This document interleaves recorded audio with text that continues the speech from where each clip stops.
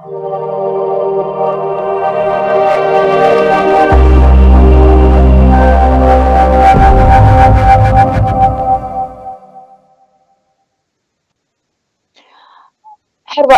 vaxtınız xeyir olsun. Əziz izləyicilər, sizin hamınızı salamlayıram və sizə çox təşəkkür edirəm ki, bugün mənimlə görüşə gəlmişsiniz, məni dinləyirsiniz və çox az bir müddət ərzində, yəni bu verilişin anonsu paylaşılandan az bir müddət ərzində çox sayılı suallarınızı göndərmişsiniz, xoş sözlərinizi yazmışsınız. Buna görə sizin hər birinizə təşəkkür edirəm və mən də çalışacağım ki, bu müddət ərzində sizin verdiyiniz bütün suallara bacardığım qədər səmimi və deməli, gerçəkçi bir cavab verəm. İndi isə icazənizlə biz o suallara keçək və elə birinci sualdan başlayıram. Fərrux Noxalı adlı bir izləyicimiz bizə yazıb. Kişi qeyrətli xanım, halal olsun. Təşəkkür sözlərdir, çox minnətdaram. Bu verdiyi mənim üçün çox qiymətlidir. Aylı Mamedli adlı izləyicimiz yazıb. Salam Seyid xanım, mən yorumları izlədim və məndə sual yox, tövsiyə yarandı. İzləyicilərin çoxu seçkidən suallar verir. Vaxtı çoxalmasınlar, dəyərli işlər haqqında danışsınlar. Axı bu dəyərli izləyicilər bir suala cavab olaraq bildirsinlər ki, hansı seçkiyə gedək? Bu seçkidirmi? Seçkiyə gedənlər xalqa xəyanət edirlər. Bu fikri bugün Neymət Bənhalıda səsləndirdi. Mən istəməzdim ki, biz belə sərt ifadələr işlədək, seçkiyə gedənlər xalqa xəyanət edirlər fikirlərindən istifadə edək. Amma mən düşünürəm ki, bu seçkidə iştirak çox ciddi bir yanlışlıqdır. Çünki söhbət seçkidə iştirakdan getmir. Əgər söhbət seçkidə iştirakdan getsəydi, böyük məmnuniyyətlə bu seçkidə iştirak edəcəkdik. Belə söhbət seçki adlı bir məsəkədən, seçki adlı bir tamaşadan, bir imitasiyada iştirakdan gedir. O seçkidəki artıq o seçkilərin taleyi çoxdan bəllidir. O seçkilərdə seçiləcək dırnaqarası deputatların siyahıları çoxdan hazırdır və hətta o seçkilərlə bağlı vəziyyət elədir ki, inandırım sizi, bugün Yeni Azərbaycan Partiyasının rəhbərliyində, bəlkə də o Əli Əhmədovun, Siyavuş Novruzovun özləri belə bilmirlər ki, məsələn, Siyavuş Novruzov özü də bilmir ki, o seçiləcək ya seçilməyəcək, ya başqaları namizəd göstəriləcək ya göstərilməyəcək. Yəni, çox dar bir çərçivədə siyahı hazırlanır və yəqin ki, o müddət namizədlərin irəli sürülməsi üçün qanunvericilikdə ayrılmış müddət bitənə çox az bir müddət qalanda Yeni Azərbaycan Partiyasının siyahısı açıqlanacaq və bəlli olacaq ki, yapdan kimlər seçkiyə gedir və bir tərəflərdən kimlər namizədliyin irəli sürəcək və eyni zamanda müxalifət adına kimləri parlamentə buraxacaqlar. Onların arasında həm sözsüz ki, cib müxalifət olacaq, bugünkü parlamentə təmsil olunan müxalifət təmsilçiləri olacaq və mənim ehtimallarıma görə ola bilsin ki, bəzi müxalifət təmsilçilərində həmin seçkilərə nisbətən legitimlik donu geyindirmək üçün insanlar arasında deməli inam yaratmaq üçün ola bilsin ki, onların da bir hissəsini, az bir hissəsini həmin seçkilərə buraxsınlar. Bəli, bu seçki deyil, bu tamaşadır və mən hesab edirəm ki, özünə hörmət edən insan gərək burada iştirak etməsin. Ən azı mən bunu özümə görə deyirəm. Yəni, mən bu seçki ərəfəsində vəziyyəti bilirəm, deməli, gerçək durumu bilirəm. Milli Şuranı konkret ittiham edirlər ki, bəziləri seçkilərə niyə getməmisiniz? Milli Şura ilə bağlı vəziyyəti bilirəm. Milli Şuranın üzvlərindən Əli bəyə, deməli İbrahim bəyə, Tofiq bəyə işgəncə verilir. Yəni bu şəraitdə Milli Şura necə seçkidə iştirak edə bilər? Onlara işgəncə verilən insanlar bugünə qədər cəzalandırılmayıb. Milli Şuranın dəyərli üzvü Oqtay bəy bugün də Türkiyədə ölümlə savaşır, deməli və həyat uğrunda ağır mücadilə verir və bunun o Oqtay bəyin başına gələnlər bir günün içində yaşanmadı. Onu da öncələr də təhdid edirdilər, ona hədə qorxu gəlirdilər. Hətta ona açıq şəkildə deyilmişdi ki, yol keçən yerdə insanı səni maşın da vura bilər. Yəni bundan sonra biz Milli Şura nə deyib seçkiyə gedə bilərik, nə adına seçkiyə gedə bilərik? Özümdən deyim, yəni mənə qarşı təzyiqlər, təqiblər davam edir. Mənim telefon danışıqlarım, diplomatlarla görüşlərim belə dinlənilir, izlənilir. Deməli, maşınım əlimdən alınıb, evimə həbs qoyulub, saxta uydurma ilə mənə qarşı 85.000 manat məhkəmədə iddia təmin olunub və o pul məndən tələb edilir. Hətta övladımın belə deməli ölkədən çıxışına yasaq qoyulub və uşaq təhsil almaq üçün də ölkədən çıxa bilmir. Belə vəziyyətdə bu qədər təzyiqlər altında, təqiblər altında hansı seçkidən söhbət gedə bilər? Yəni əlimizi, qolumuzu bağlayıblar, bizi girov götürüblər. Sanki əllərimiz qandallı, ayaqlarımızı o dəmir zəncirlərlə ayaqlarımızı buxoflayıblar və bu vəziyyətdə deyirlər seçkiyə gedin. Axı bu seçkiyə getmək üçünsə seçki olmasa bizim əllərimizi açmalısınız. Yaxşı, ayaqlarımızın o zəncirlərini, buxovlarını demirəm, heç olmasa əlimizi açmalısınız ki, biz də o seçkidə gedək, hansısa bir hərəkət eləyə bilək. Bu vəziyyətdə hansı seçkidən söhbət gedə bilər? Yəni, komissiyaların, seçki komissiyalarının indiki vəziyyətində ölkədə bir normal media qurumu, müstəqil media qurumu olmadığı bir halda, məhkəmələrin indiki acınacaqlı durumunda, müstəqil məhkəmə olmadığı halda. Ona görə də mən dəyərli izləyicinin, Mixail Mamedlinin mövqeylərini bölüşürəm və hesab edirəm ki, indiki zamanda bu seçki oyununda iştirak edib ona legitimlik qazandırmaq üçün heç bir əsas yoxdur. Gültəkin xanım, sizcə bu rejim bu dövləti hara aparır? Əvvəlcədən minnətdarlığımı bildirirəm. Mən təşəkkür edirəm bu suala görə.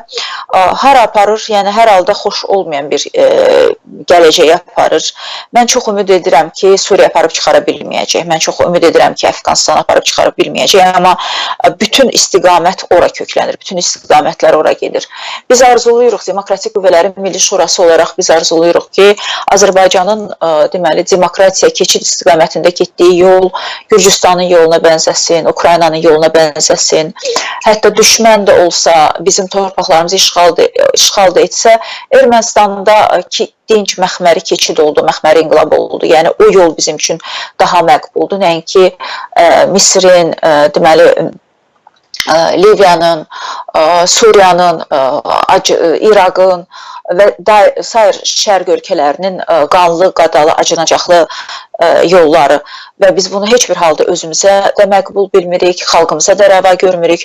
Amma təəssüflər olsun ki, Azərbaycan hakimiyyəti dirəşib. Azərbaycan hakimiyyəti anlamaq istəmir ki, bütün dünya ölkələri gec-tez azadlığa qovuşmalıdır. Bütün dünya ölkələri gec-tez demokratiya quruculuğu sahəsində irəliləyişə nail olacaqlar və Azərbaycan da istisna deyil. Azərbaycan da bu dünya xəritəsində varsa, bizim ölkəmiz də gec-tez bu buxovlardan azad olunacaq, bu deməli avtoritarizm buxovlarından, bu repressiya məngənəsindən qurtulacaq. Amma bu proses hansı formada gedəcək? Qansız gedəcəkmi, qadasız gedəcəkmi, dinc, sivil bir yolla gedəcəkmi, yoxsa Azərbaycan hakimiyyətinin bizi sürüklədiyi kimi qarşı durma yoluna qədəm qoymalı olacaq ölkəmiz? Yəni, bu çox həssas bir məsələdir.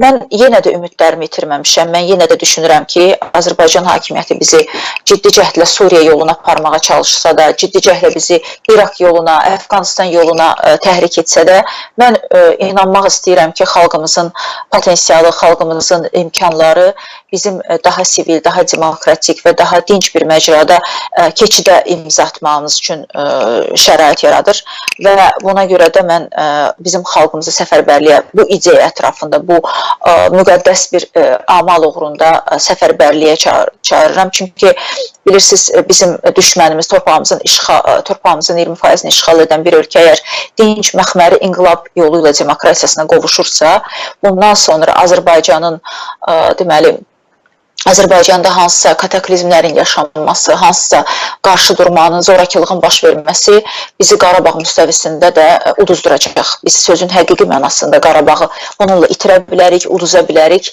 Mən hələ ondan danışmıram ki, insan həyatlarından söhbət gedir. Mən hələ ondan danışmıram ki, xalqımızın gələcək inkişafından, dövlətimizin inkişafından, tərəqqisindən, iqtisadiyyatımızın qurulmasından söhbət gedir. Biz çox qiymətli illəri itirə bilərik, resursları itirə bilərik, vəsaitləri itirə bilərik və hər şeyindən də qiymətli insan ömürlərini, insan həyatlarını itirə bilərik. Ona görə də mən də Azərbaycan hakimiyyətini daha məsuliyyətli olmağa çağırıram. Baxın, nəticə çıxarsınlar, görsünlər. Onsuz da bilirsiniz, o qalanın sonudur. Onsuz da bundan o tərəfə yol yoxdur. Gördünüz, həftənin əvvəlində Avropa Birliyi Magnitski qanununun analogu olan bir qanunla bağlı son deməli addımlarını atdı.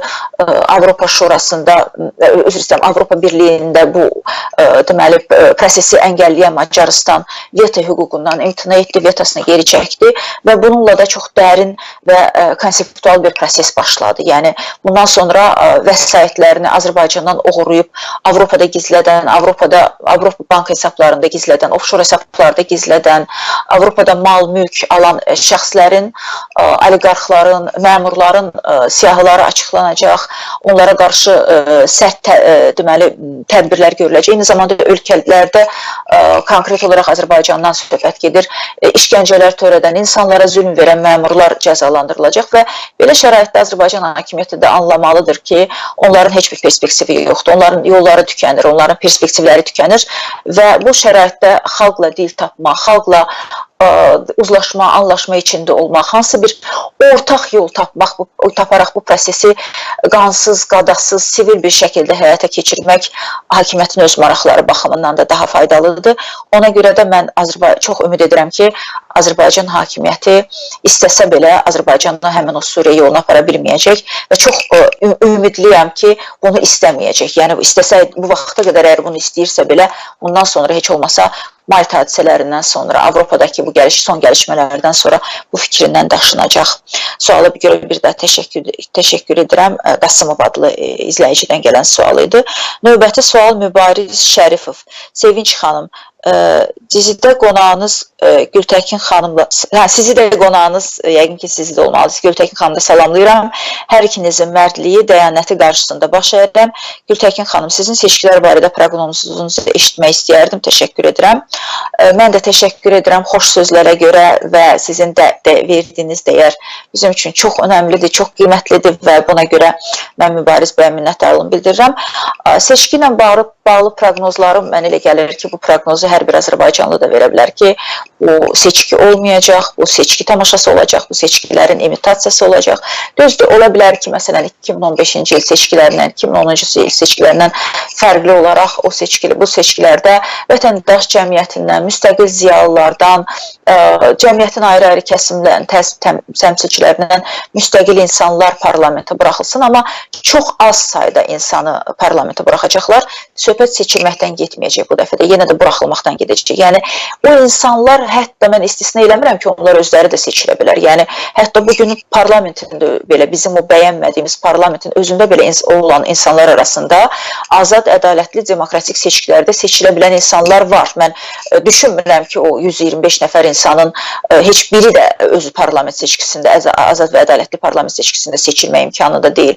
Sadəcə seçim şərtləri belədir ki, hətta özü seçilmək qabiliyyətinə malik olan insanı belə hakimiyyətin razılığı olmadan parlamentə buraxmayacaqlar. Ona görə də söhbət təyinatdan gedəcək.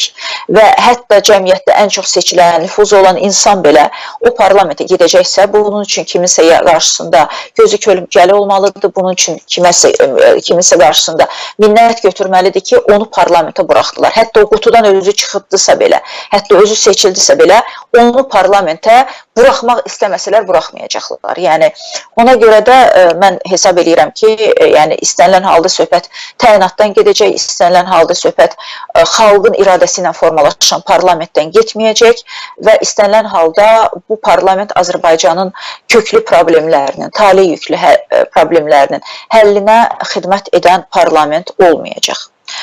Növbəti sual İsi Əliyev verir. Allah sizi həm gözəl, həm də lider yaradıb, sevimli bacılarım. Çox sağ olun.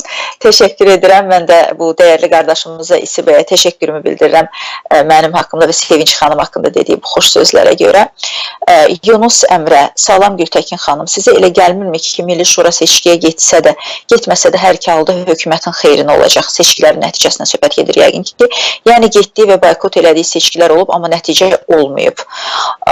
Bilirsiniz, seçkilərin nəticəsi o vaxta qədər hakimiyyətin deməli, xeyrinə olmayacaq ki, xalq meydana çıxıb o seçkilərə görə məsuliyyəti öz üzərinə götürməyəcək. O seçkilərə sahib çıxmayacaq. Ölkənin taleyinə sahib çıxmayacaq. Xalqımız meydana çıxıb ölkəsinin taleyinə sahib çıxan andan artıq yəni bu seçkilərin xalqımız üçün faydası olacaq. Bugün isə bilirsiniz o seçkilərdə iştirak etsək də, o seçkilərdə iştirak etməsək də seçkilərin taleyini biz həll etmirik. Sadəcə olaraq biz burada seçkidə iştirak etmək və etməmək məsələsi bu taktika məsələsidir. Biz yəni seçkidə iştirak etməməklə o seçkilərin azad və demokratik olmasına hansısa formada təkan verə bilmirik axı, onsuz seçkilər saxtalaşdırılacaq.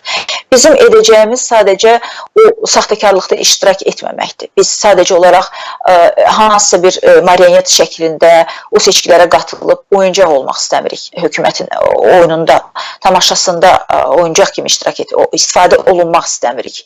Ona görə biz seçkilərə qatılmırıq. Yoxsa biz də anlayırıq ki, yəni biz seçkilərə qatılsaq da, qatılmasaq da bunun nəticələrə bir təsir olmayacaq. Sadəcə seçkilərin legitimləşdirilməsində iştirak etməməklə həm prosesin daha aydın bir şəkildə, daha şəffaf şəkildə dünyaya və cəmiyyətə, deməli, cəmiyyətin diqqətinə cəlb olmasına kömək etmək istəyirik. Yəni, hansısa bir riyakarlıqdan uzaq, yalandan uzaq bir şəkildə, yəni seçki olmamasını göstərmək istəyirik. Həm də eyni zamanda burada həm də bilirsiniz, o şəxsi məsələ də var, şəxsi ləyaqət məsələsi də var axı.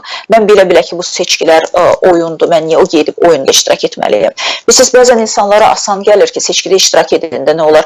Axı, bilirsiniz, bu qeyri-ciddi insanların yanaşmasıdır. Seçkidə iştirak bilirsinizmi nə qədər əziyyətli bir işdir, nə qədər enerji tutumlu, maliyyə tutumlu, zəhmət tutumlu, əsəb tutumlu bir prosesdir.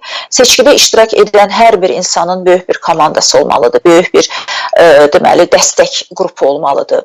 Seçkiyə gedən hər bir şəxsin özünün qərargahı olmalıdır. O qərargahda gecə-gündüz insanlar çalışmalıdır.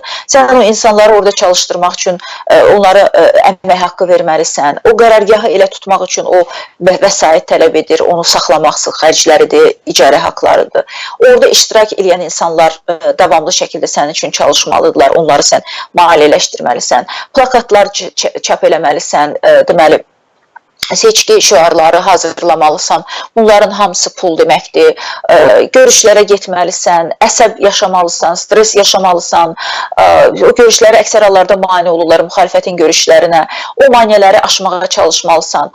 Üst-üstə bayaq dediyim kimi, haradasa bir 10-15 min ən azı xərc maliyyə itkisinə məruz qalmalısan, vaxtın getməlidir, 2 ay, 3 ay müddətində bütün həyatın yəni iflic olacaq, əsəblərin sağlamlığın da ancaq bu seçki prosesinə sərf olunacaq, xərclənəcək və bütün bunları itirəndən sonra, əsəblərini itirəndən sonra, zamanını itirəndən sonra, enerjini itirəndən sonra, nüfuzunu itirəndən sonra, vəsaitini, pulunu, böyük həcmdə bir vəsait dözdür bu müxalifətçilər üçün, çox böyük vəsaitdir xüsusilə də. Bunları itirəndən sonra, itirən zaman sən özünü bilirsən ki, bu nəticəsi olmayacaq. Yəni, kim buna gedər? Yəni, şuurlu insan, yəni, belə deyək də, özünə hörmət qoyan insan, prosesi, mahiyyətini anlayan insan, məncə bunları düşünməlidir və bundan sonra nəticə çıxarmalı. Yəni, seçki o qədər də asan bir proses deyil. İnsan seçkiyə onda qatılar ki, yəni bu qədər enerjisini ona görə sərf eləyər ki, özünə arxain olsun və bilsin ki, azad və ədalətli seçkidir və özünə də arxaindir. Bilir ki, o qutudan çıxacaq və ən azı qutudan çıxmaq üçün güclü şansları var, böyük şansları var. Ola bilsin, kimsə əmindir ki, o 100% seçiləcək, yəni çox populyar insandır, ölkədə onu hamı tanıyır, rəğbətlə yanaşır. Kimsə də, ola bilsin, gəncdir, amma düşünür ki, öz gücünə əminliyi var, savadı var, insanları inandırma qabiliyyəti var. O da seçkiyə gedib, risk edib, əgər o seçkinin ədalətinə, şəffaflığına güvənirsə, o da risk eləyib, yəni öz şansını dənəyə bilər. Bu da normaldır. Amma bir halda ki, sən bilirsən ki, o qutudan sən istənilən halda çıxa bilməyəcəksən və ya o qutudan çıxsan da sən ancaq hakimiyyətin sənə əhta etdiyi mandat alacaqsan və bundan sonra parlamentdə sən bir müxalifət millət vəkili kimi danışa da bilməyəcəksən, sözünü deyə bilməyəcəksən, kim o seçkiyə gedir. Biz də bilirsiniz, burada əziz dinləyicilər, əsas məsələ məsələ nədən ibarətdir? Biz axı bilirik Azərbaycan qanunvericiliyinə dəyişiklik edildi. Biz axı bilirik parlamentin səlahiyyətləri nə qədər məhdudlaşdırdılar. İndi, dönə-dönə bunu deyirəm, indi Azərbaycan parlamentinin deputatı Azərbaycanın orta məktəblərində dərs müdiri işləyən şəxsdən qat-qat hüquqsuz və qat-qat müdafiəsiz bir vətəndaşdır. Məsələn, dərs müdirini işdən çıxaranda, orta məktəb müəllimini işdən çıxaranda Həmkarlar İttifaqının razılığı olur, o başqa təşkilatların razılığı olmalıdır. Əks halda həmin müəllim məktəbi təhsil nazirliyini məhkəməyə verir və həmin məhkəmədə öz haqqını sona qədər gedib, qoruyub, mübarizə aparıb, haqqlarını bərpa eləyə bilir. Bu şans var. Amma parlamentin deputatı, məsələn, tutalım, özümdən götürəm, öz nümunəmi deyəm.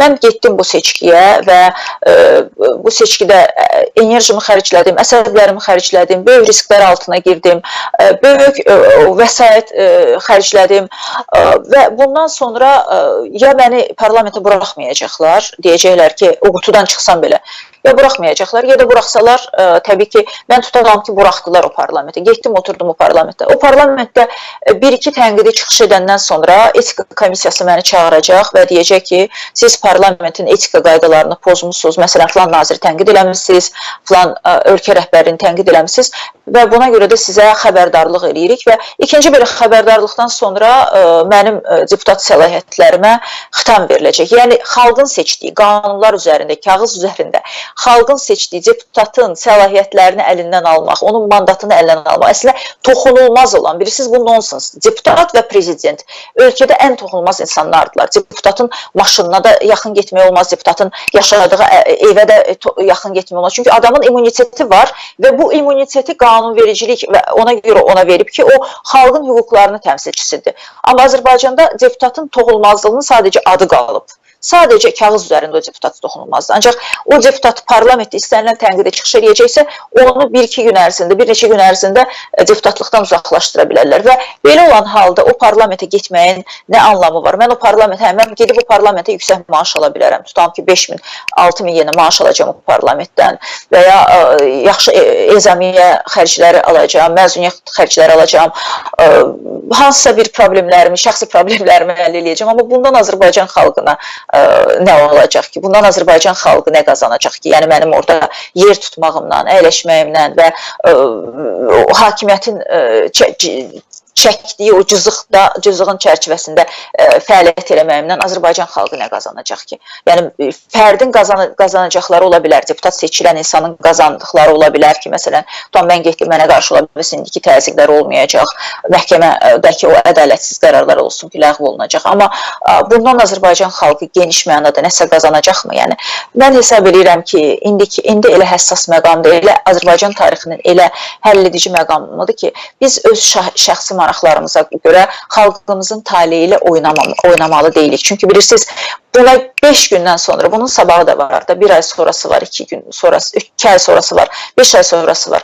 Bunu Azərbaycan xalqı bizə bağışlamaz. Sonra deyər ki, sən tarixin o həll edici məqamı idi, ölkədə avtoritarizmdən demokratiya üçün münbit zəmin var idi, etiraz elektoratı çox güclü idi, xalq ona hakimiyyət qorxduğu üçün uzun aylar mitinqlərə icazə vermirdi, xalq ayaqdaydı və belə bir şəraitdə niyə xalqın ümidlərindən oynadın, niyə xalqın hissləri ilə oynadın və müxalifət adına parlamentdə əyləşdin və bunun da bir nəticəsi olmadı, xalqımızın maraqları üçün heç nə edə bilmədin.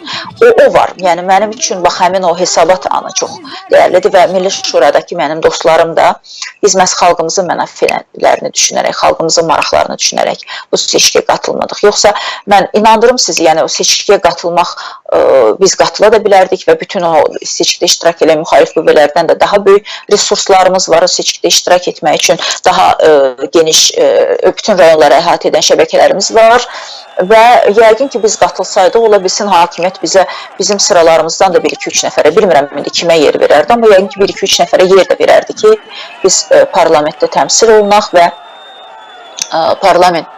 parlamentin legitimlik görüntüsü biraz da canlansın, biraz da yaxşılaşsın. Ancaq bu bizim yolumuz deyil, biz xalqımızı azad etmək istəyirik, biz vətənimizi, millətimizi azad eləmək istəyirik. Ona görə də bizim bu seçkilərə boykot qərarımıza xalqımızın da anlayışla yanaşacağını düşünürük və eyni zamanda bir daha vurğulamaq istəyirəm. ki, biz seçkiləri boykot etməmişik. Biz seçki şousunu boykot etmişik. Biz seçki təyinatını tamaşa etmişik. Biz seçki adlanan məsləkəni deməli boykot etmişik. Söhbət az və çox dərəcədə, hətta 30% gerçək seçkilərdən getsəydi, biz əmin olsaydıq ki, seçki dairələrinin heç olmasa 30%-ında deməli seçkilərin taleyi ədalətli bir şəkildə seçicilərin səsi ilə həll olunacaq. O zaman biz düşünmədən bu seçkidə iştirak edərdik və zaten buna görə şərtlərimizi də öncədən irəli sürmüşdük. Seçkiləri öncəsi heç olmasa bizim 2 şərtimizi nəzərə alsaydılar. Ya sərbəst toplaşma üçün bizə imkan versəydilər və siyasi məhbusları azad etsəydilər, bizdə yenə ümid yaranardı. Biz ümidlənib bu seçkiyə gedərdik ki, hakimiyyətin xoş niyyəti var, hakimiyyət xoşgörülü yanaşır bu məsələlərə münasibətdə. Ancaq biz onu da görməyəndən sonra yenə deyirəm, əlimiz qandallı, ayağımız zəncirli. Bu vəziyyətdə hansı seçkiyə gedə bilək və o seçkidən bu xalqımıza, bu millətimizə və dövlətimizə nə fayda əldə edə bilərik? Növbəti sual, deməli, Gerard Butler. Gerard müəllimə və təşəkkürümü bildirirəm. Xalq sizə inanır, Gültəkin xanım.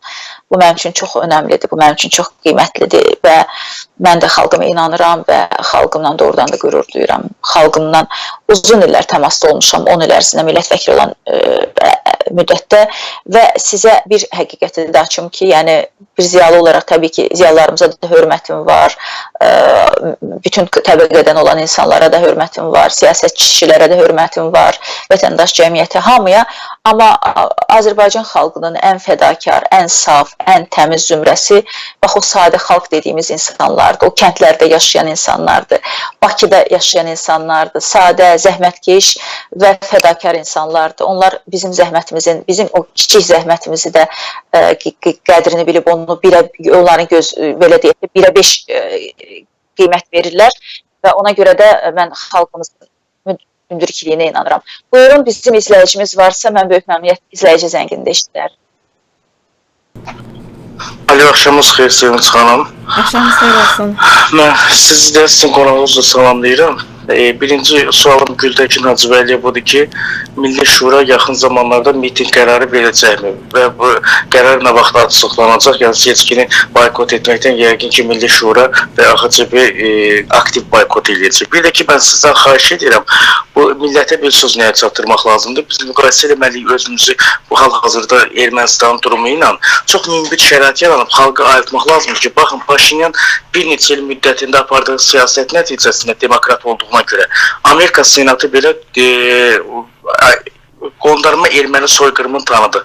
Xalqa bunu çatdırmaq lazımdır ki, bütün bu elənənlər hamısı bizim pulumuzdan, bizim haqqımızdan oğurlanıb elənir. Bu xalq elə başa düşməsin ki, elə prezidentin arvadının şəxsi təyyarəsi olmalıdır. Bu prezident isə və yaxud da deputatsa bunlar çox zəngin yaşamalıdır. Bunu xalqa aşılamaq lazımdır və xalqı məncə bu mümbit şəraitdən istifadə edib xalqa ayıldıb meydanlara çarpmaq lazımdır. Növbəti bazarın və yaxud da növbəti hər hansı bir obyektin yanmağını gözləmədən. Baxın, bu orta təbəqəyə də mən səslənəm ki, baxın, növbə sizdədir. Təşəkkür edirəm, mən sizə çox sağ olun. Çox sağ olun. Çox təşəkkür edirəm dəyərli izləyicimizin sualına görə, mitinglərlə bağlı sual verdi.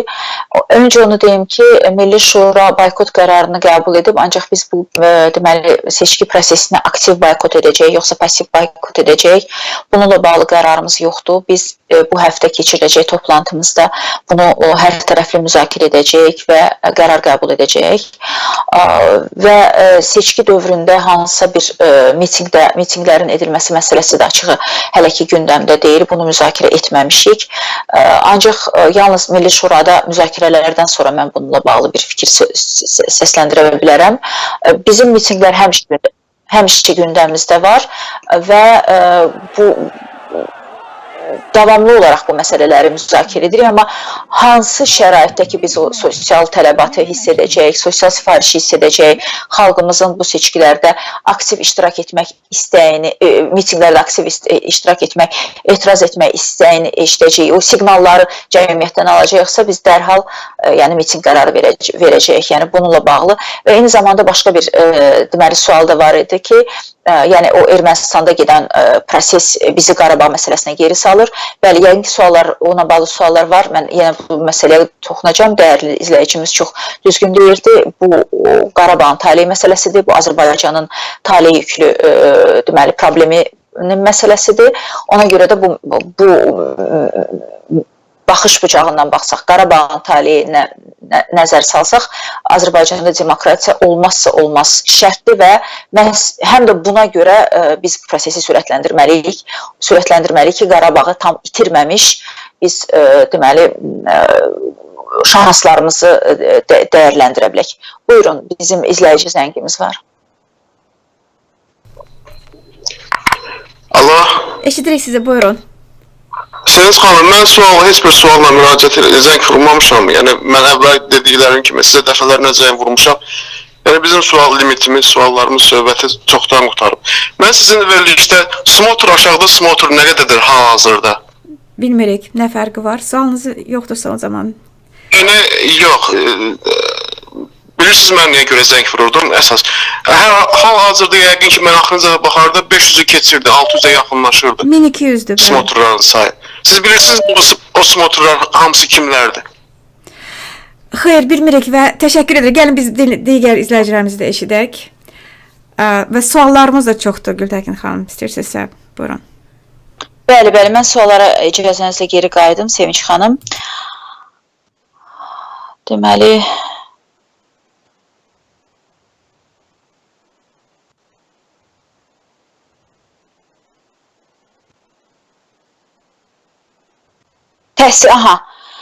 Mehman Nəcəfov, təhsil sistemindəki biabırçılığa heç bir valideyn etiraz etmir. Məktəb rəhbərliyinin cəzalanmasına nail ola bilmir. Həmin vəziyyət dövlət tibb ocaqlarında və başqa strukturlarda təkrarlanır. Və siz görürsünüz ki, aşağı dövlət strukturlarındakı nöqsanlara kütləvi narazılıq yox səviyyəsindədir. İnsanlar haqlarını tələb etmək istəmir. Rüşvət məktəb direktorlarına, baş həkimlərə və xırda müdürlərə dözürlər. Onları bəhbəhlə qəbul edirlər. Halbuki onlara qarşı etiraz olsa, bilavasitə məktəblərdə, tibb ocaqlarında və s. onlar da ehtiyat edilib məsuliyyətli davrananlar. İnanmıram, polis bu etiraza kəskin yanaşsın. İnsanlar əvvəlcə elementar məsələlərdə haqlarını tələb etməyə, cəmiyyət olaraq öyrənməlidir. Bundan sonra dövlət qurma prosesinə iştirak edə bilsin, hörmətlə. Mən Mehman Nəcəfova bu suallarına görə xüsusilə təşəkkürümü bildirmək istəyirəm.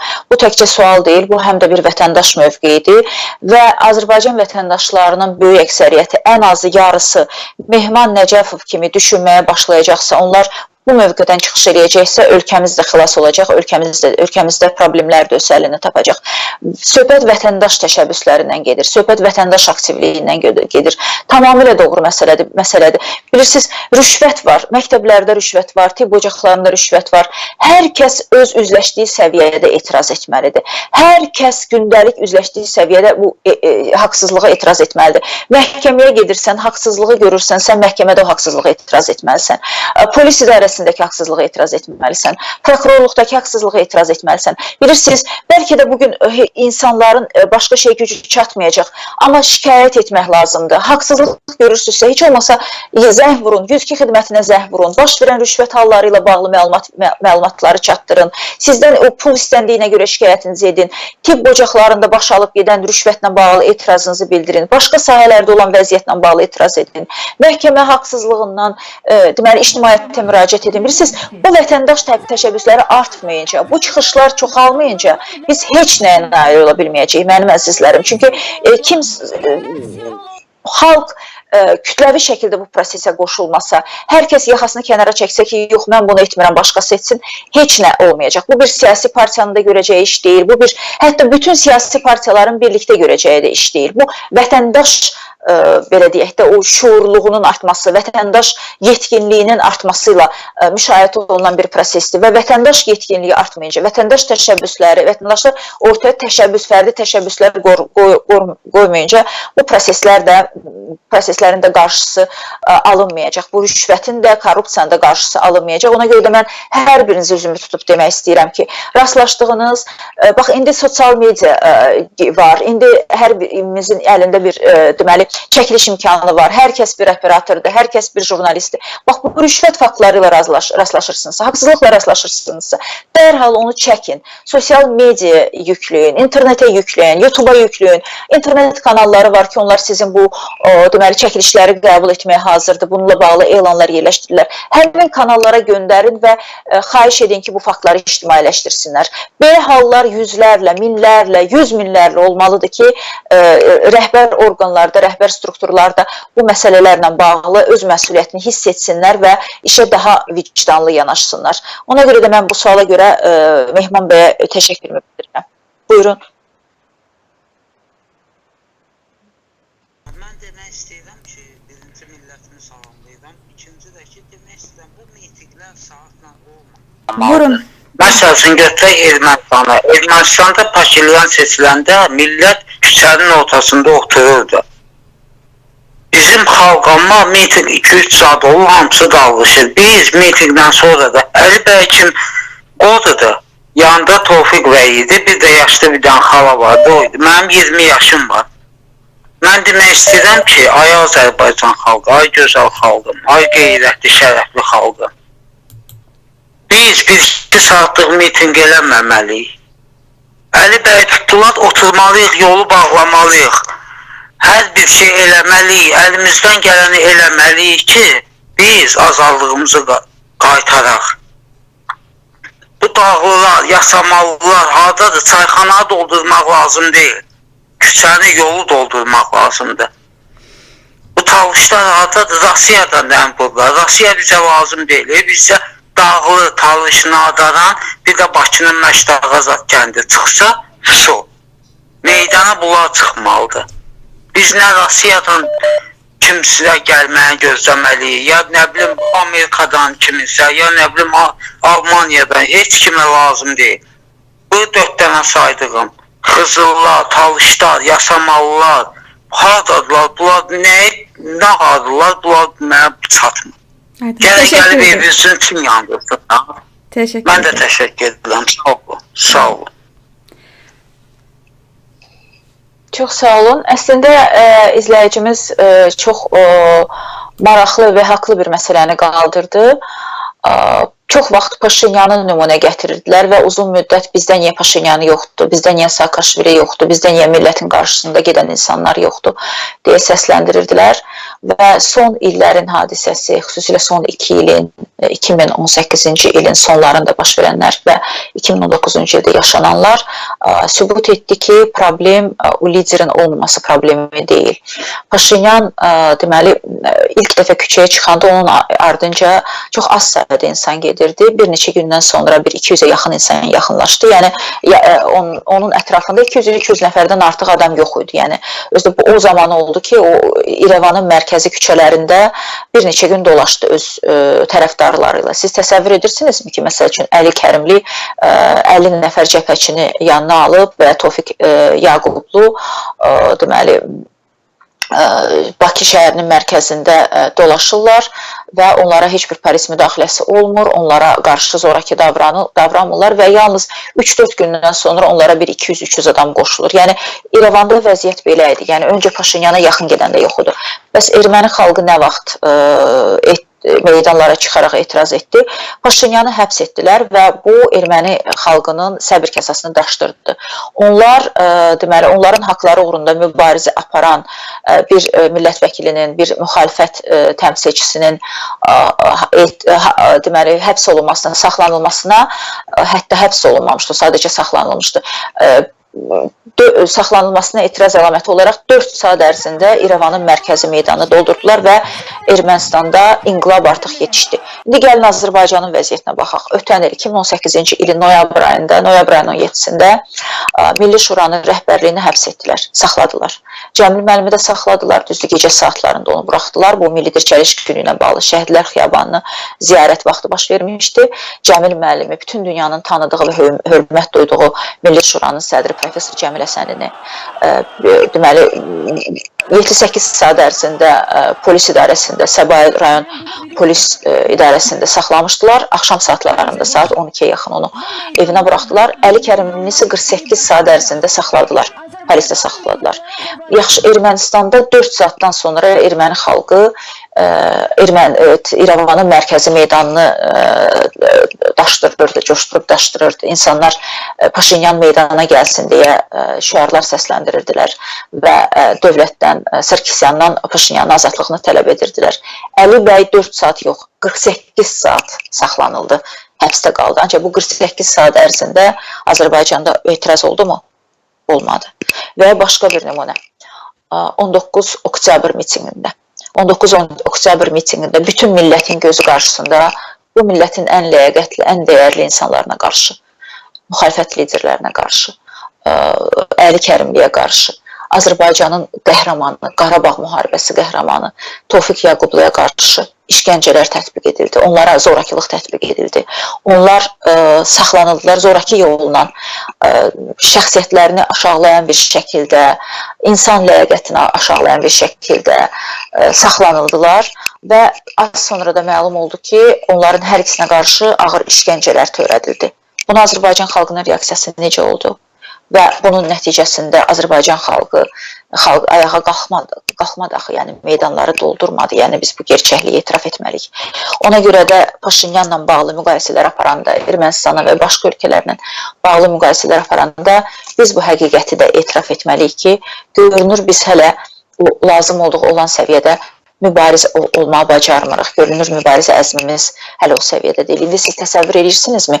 Gürcüstanda, ya Ermənistanda, ya Ukraynada müxalifət liderini Əli bəy kimi, Tofiq bəy kimi saxlayardılar. Onlara həmin işgəncələr tətbiq edilərdi və buna Ukrayna xalqının, Gürcü xalqının və erməni xalqının reaksiyası necə olardı?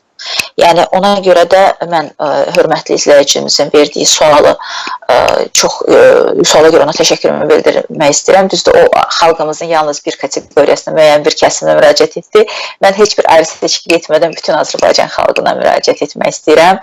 Azərbaycan xalqının, yəni bütün bölgələrdən olan insanlarımıza, şimal bölgəsindən olan insanlarımıza, cənub bölgəsindən, şərq bölgəsindən olanlara, Bakı ətrafından, Şirvandan, deməli Qərbdən, Gəncəbasar, Qarabağ bölgəsindən olan insanlara, bütün Azərbaycanlılara müraciət etmək istəyirəm.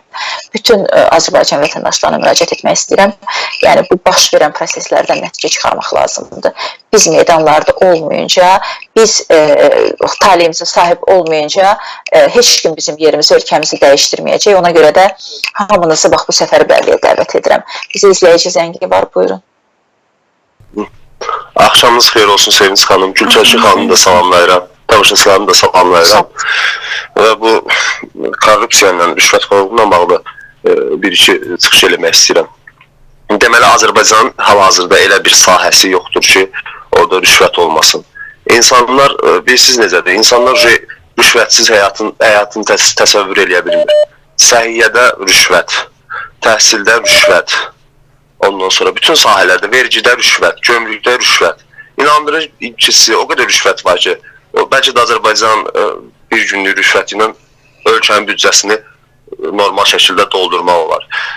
Bu birinci məsələ. İkinci məsələdə bu mitinglərlə bağlı mən bir-iki fikir söyləmək istəyirəm. Deməli, inşallah bu mitinglərin bir balaca, bu belə deyək də, daha izdihamlı olmağı üçün xalq təşkilatlanmalıdır, çox güclü şəkildə təşkilatlanmalıdır. Xalq öz liderində təşkil qoymalıdır. Mən 19 oktyabrda o mitingdə iştirak edənlərdən biri olmuşam. Xalqın bilirsiniz, ən zəif nöqtəsi hardadır. Xalq, belə deyək də, o inamı özünə qaytarmaq istəyir, amma qaytara bilmir. Hansı ki, insanlarda, vallahi, ora yığanlar 19-u siz görsəydiniz, orada demək olar ki, əhalinin 90% orada istəyirdi ki, o mitingdə iştirak edəsin, amma belə deyək də, o 100 nəfər fədakar o qabaqda gedir, yerdə qalanlar da durub tamaşaçı qismində oturmalı deyil. Bundan sonraki mitinglərimiz daha izdihamlı keçməlidir. Elə eləməliyik ki, biz bu mitinglərimizi Azərbaycan tarixinə qızıl hərflərindən yazaq. Necə ki, 90-cı ildə yazdıq.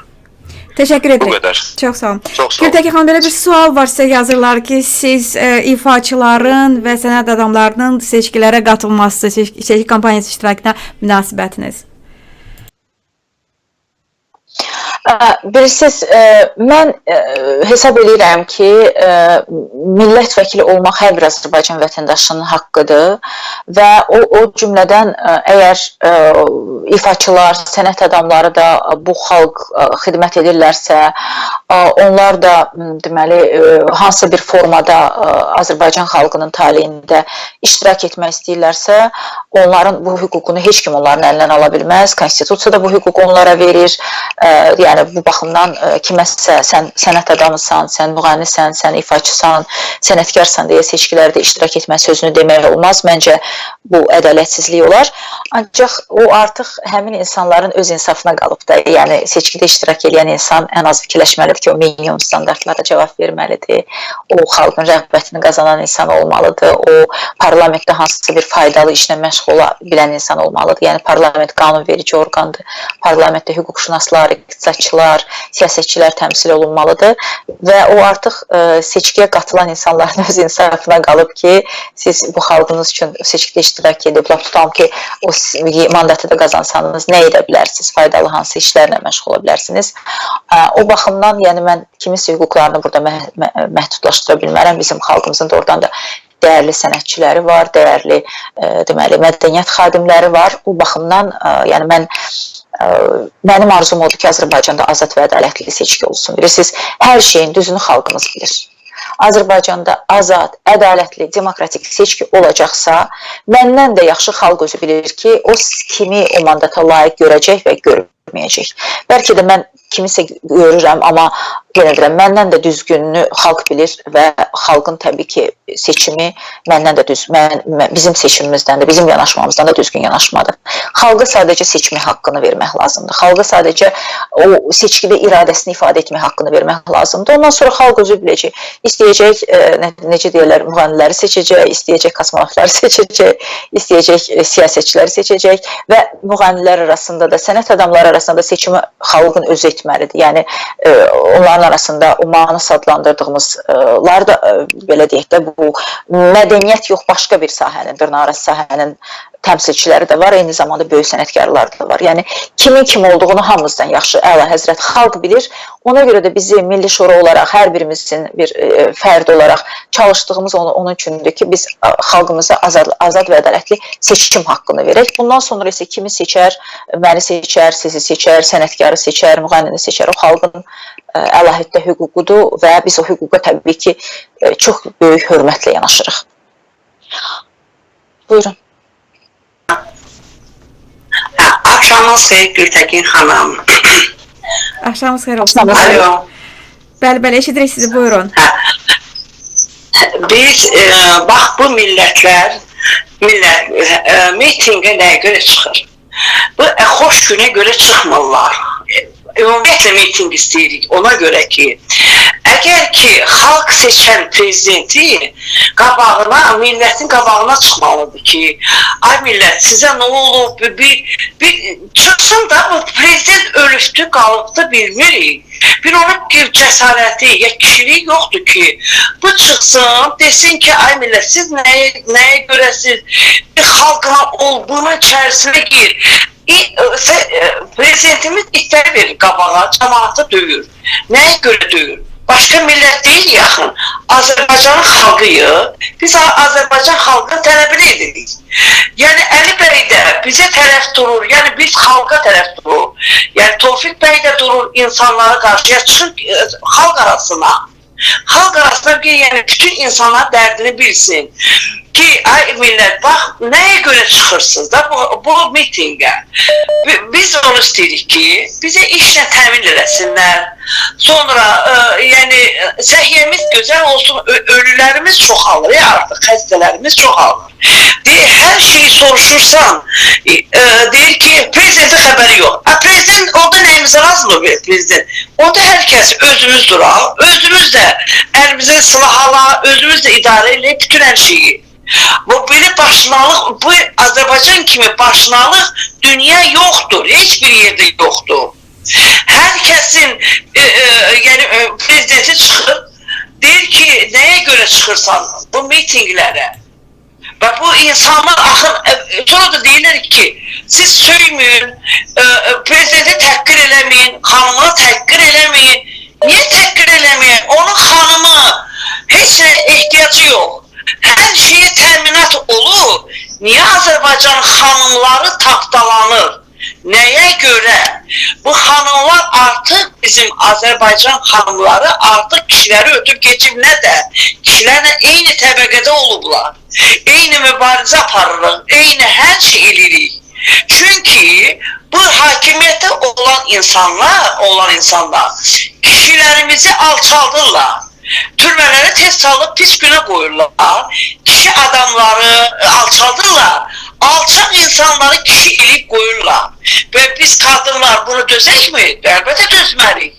Niyə bizim xalqın vətən oğlanlarını, qeyrətli oğlanlarını, bu hakimiyyətdə olan qeyrətsizlər, handa ki heç qeyrətləri yox, savadları yox, amma qaraçı kimi millətin pulunu mənimsəmək var bunlarda. Utanmırlar onlar. Onlar yetərdir də bunları belə. Xanım, sualınız var mı xanım? Sualınız var mı? Sualım odur ki, yəni biz istərik demokratik ölkə, mitinglərə cəmaat qalxsınlar ayağa, yetərdir artıq. 26 il dözdük, yetər sözünü ucu yazmalıyıq. Bu iqtidar olan hamısını qara dəftər siyahlardır bizə. Millətlər qalxsın, bu prezidentin yox olmağı istəyirik. Teşekkür Biz ederim. ancaq onu istəyirik. Çünki ona görə ki, onun səlahiyyəti, bu prezidentin səlahiyyəti cəmaatları, yəni bilirsiniz, kömək eləmək səlahiyyəti çatmır. O birini çıxardı, bunu tullur, bunu çıxardı, bunu tullur, bizə o lazım deyil.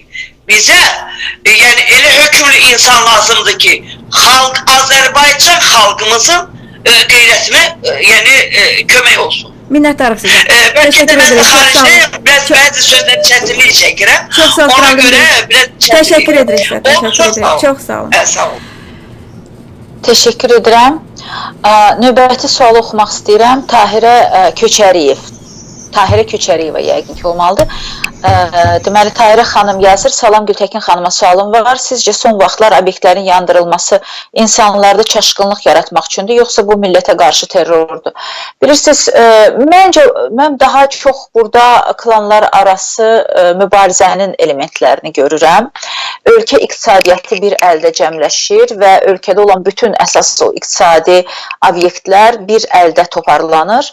Ona görə də mən burada hansısa bir məmur oliqarxa özünü yığışdırmaq kimi bir deməli eyham kimi dəyərləndirə bilərəm bu deməli obyektlərin yanmasını. Yəni istənilən halda təbii dəqiqini mən bilmirəm. Yəni o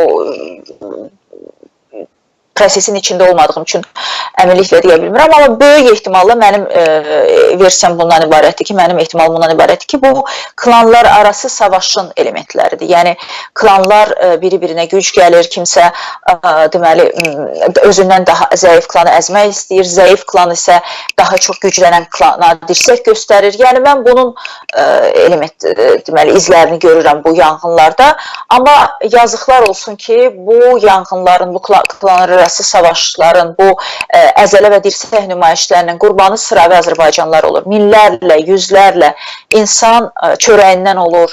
O obyektlərdə çalışan insanlar kimdir? Onlar ailəsinə bir tikə ruzi qazanmaq üçün, çörək qazanmaq üçün gecə-gündüz əziyyət çəkən, səhərdən axşama qədər piştaxta arxasında dayanan, zülm çəkən insanlardır. Onlar xoş günlərindən gedib o əziyyətli işlə məşğul olmurlar axı.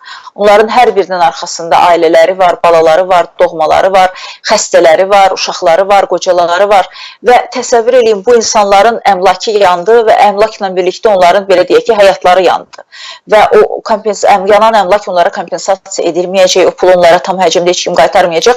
Hesab edin ki, insanların illərlə qazandığı, qəpik-qəpik üst-üstə yığdığı, qəpik-qəpik, bəlkə kimsə bunu öz övladının gələcəyi üçün bir investisiya olaraq görürdü ki, uşağım məktəbi qutaracaq, mən onu göndərəcəm, xaricdə oxuyacam. Kimsə övladı üçün, məsələn, qızı üçün cehiz pulu yığmışdı, kimsə oğlu üçün ev almaq düşünürdü, kimsə öz qocalığının bir təminatı olaraq düşünürdü, 5 manat artırmışdı. İndi o insanların hamısı müflis oldular, hər şeyini itirdilər. Yəni bu, belə deyək də, böyüklərin savaşının, oliqarxların, klanlarının savaşının təpiyi Azərbaycan xalqına dəyir, qara cəmaata dəyir. Bundan ən çox əziyyət çəkənlər də o zavallı, çarəsiz insanlardır. Ona görə də bu ürək ağrısıyla mən bu yanğınları izləyirəm, çox böyük ürək ağrısıyla izləyirəm və əslində bizim Milli Şura olaraq fəaliyyətimizin bir istiqaməti də mülkiyyət toxunulmazlığı hüquqlarının qorunmasıdır. Bilirsiniz, ölkədə mülkiyyət toxunulmazlığı olmayınca, ölkədə insanlar mallarına, mülklərinə təminat əldə etməyincə o ölkə inkişaf edə bilməz. Mülkiyyət toxunulmazlığı həm də sığorta sisteminin inkişafı deməkdir. Sığorta sisteminin inkişafı hansısa bir şirkətin 100 milyonlar qazanması və insanların təminatsız qalması demək deyil. Sığorta sistemi elə bir sistemdir ki, insanların evi yansa belə dövlət o kompensasiyanı, dövlət obyekti yansa belə kompensasiyaları yüksək səviyyədə ödəyir. Məsəl üçün, Avropada və Amerika Birləşmiş Ştatlarında, Sevinç xanım, siz də Amerikada yaşayırsınız, bilirsiniz, insanların maşını tutam ki, qəzaya düşür və o insanlar çox vaxt o maşını heç təmir elətdirmirlər. Dövlət onlara o qədər çox pul verir ki, sığorta məbləği o qədər yüksəkdir ki, onlar o maşını aparırlar, tuluyurlar və sonra gedib özlərinə yeni maşını alırlar. Evləri yanırsa, o evlərinin dəyəri həcmində bəlkə ondan da artıq hələ kompensasiya edirlər və yeni ev tikirlər, yeni ev qururlar özləri üçün.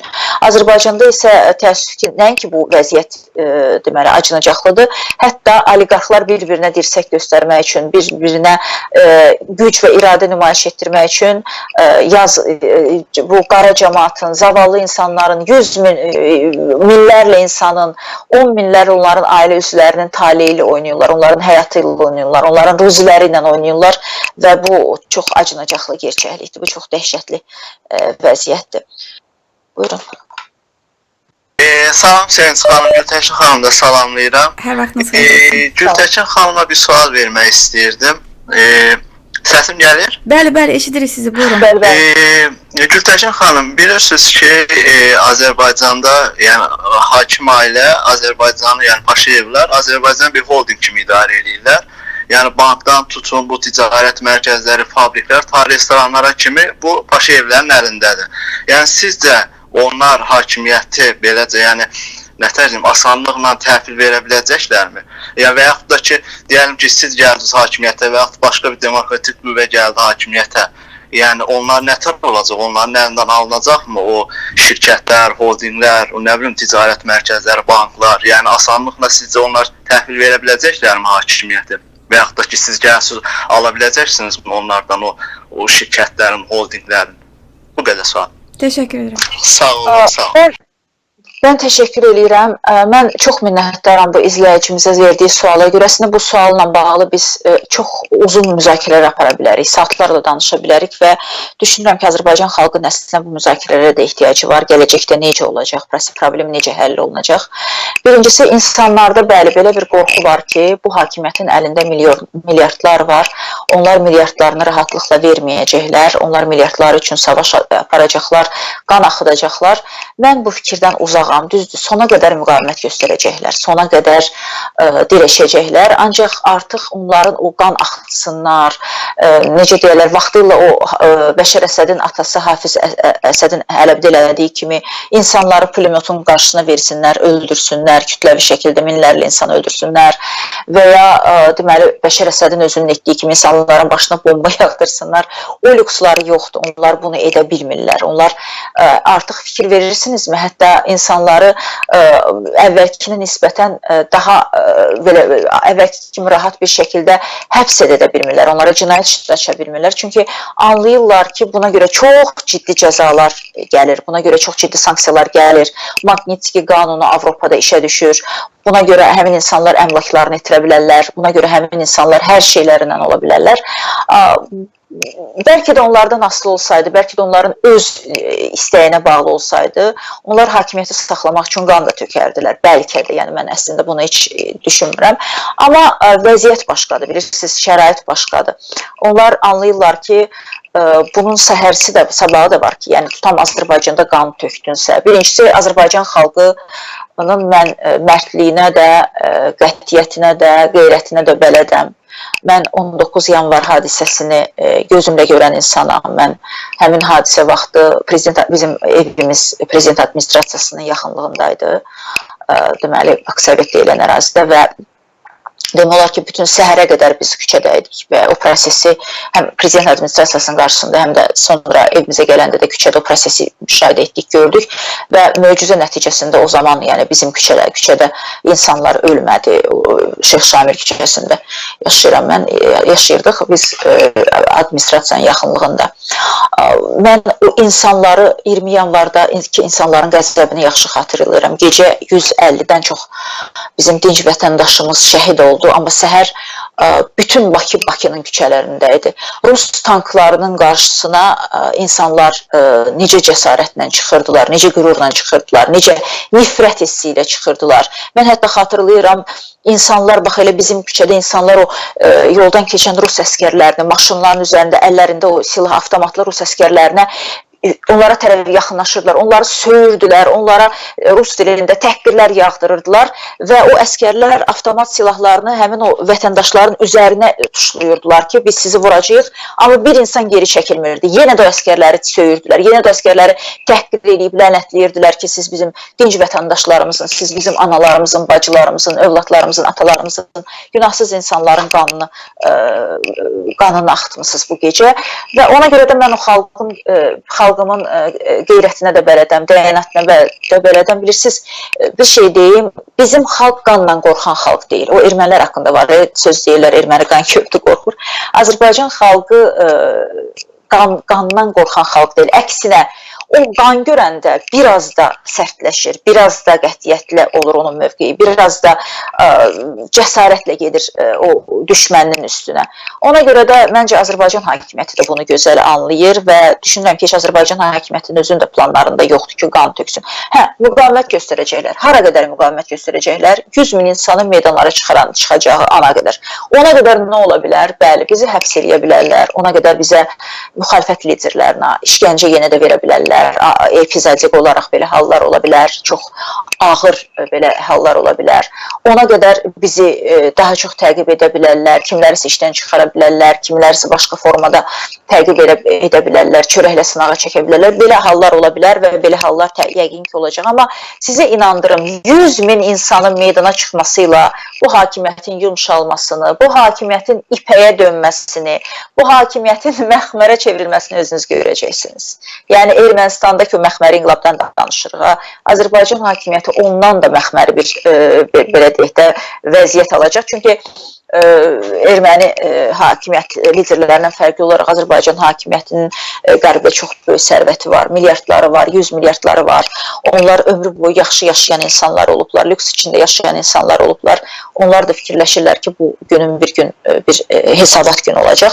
Ona görə də mən düşünmürəm ki, deməli, burada xüsusi qanlı bir proses olacaq. Düzdür, yenə deyirəm, təkcə puldan getmir ki, təkcə xalqın sərvətlərini mənimsəməyiblər, cinayətlər törədiblər, xittəyə qədər cinayətlərin içindədirlər, şəxsiyyət əleyhinə cinayətlərin içindədirlər, insanlara işgəncə veriblər.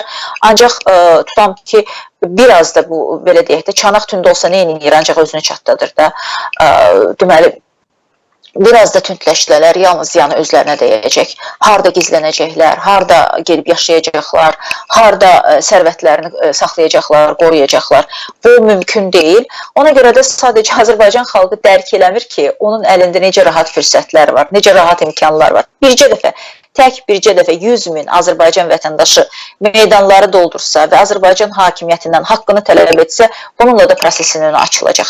Yəni, inandırım sizi, bax o gün gələcək, bilmirəm, bəlkə bir həftə sonra gələcək, bəlkə bir ay sonra gələcək, bəlkə bir il sonra gələcək. O gün gələcək və xalqımız görəcək ki, bu proses necə rahatlıqla, necə problemsiz, necə qanqadasız bir şəkildə həll olundu və ondan sonra xalqımız öz-özünə deyəcək ki, ilahi, mən bu illər ərzində niyə dözmüşəm, mən nə üçün barışmışam, axı bircə cəsarətli addıma bənd idi mənim azad olmağım, mənim əlimdəki və ayağımdakı o buxovları, zəncirləri qırıb atmağım. Ona görə də mən əminəm ki, Azərbaycanda proses daha sivil düzdür. Məsələn, ağır məsələlər daha çox müxalifət liderlərinə qarşı, məsəl üçün, Oqtay bəyin başına gələnləri gördünüz. Bu artıq, bu nə üçün baş verir? Mənim əzizlərim, əziz dinləyicilər, əziz bacılar, qardaşlar, niyə baş verir? Çünki daha əvvəlki kimi o geniş həcmli repressiyalar eləmək imkanları yoxdur onların. Çünki xalq özü narazıdır. Ona görə fikirləşirlər ki, liderləri sıradan çıxaracaqlar, liderləri sındıracaqlar, əzəcəklər, məhv edəcəklər. Bununla da deməli proses lidersiz qalacaq və proses irəli getməyəcək. Ancaq nəzərə alırlar ki, xalq heç vaxt qısır olmur.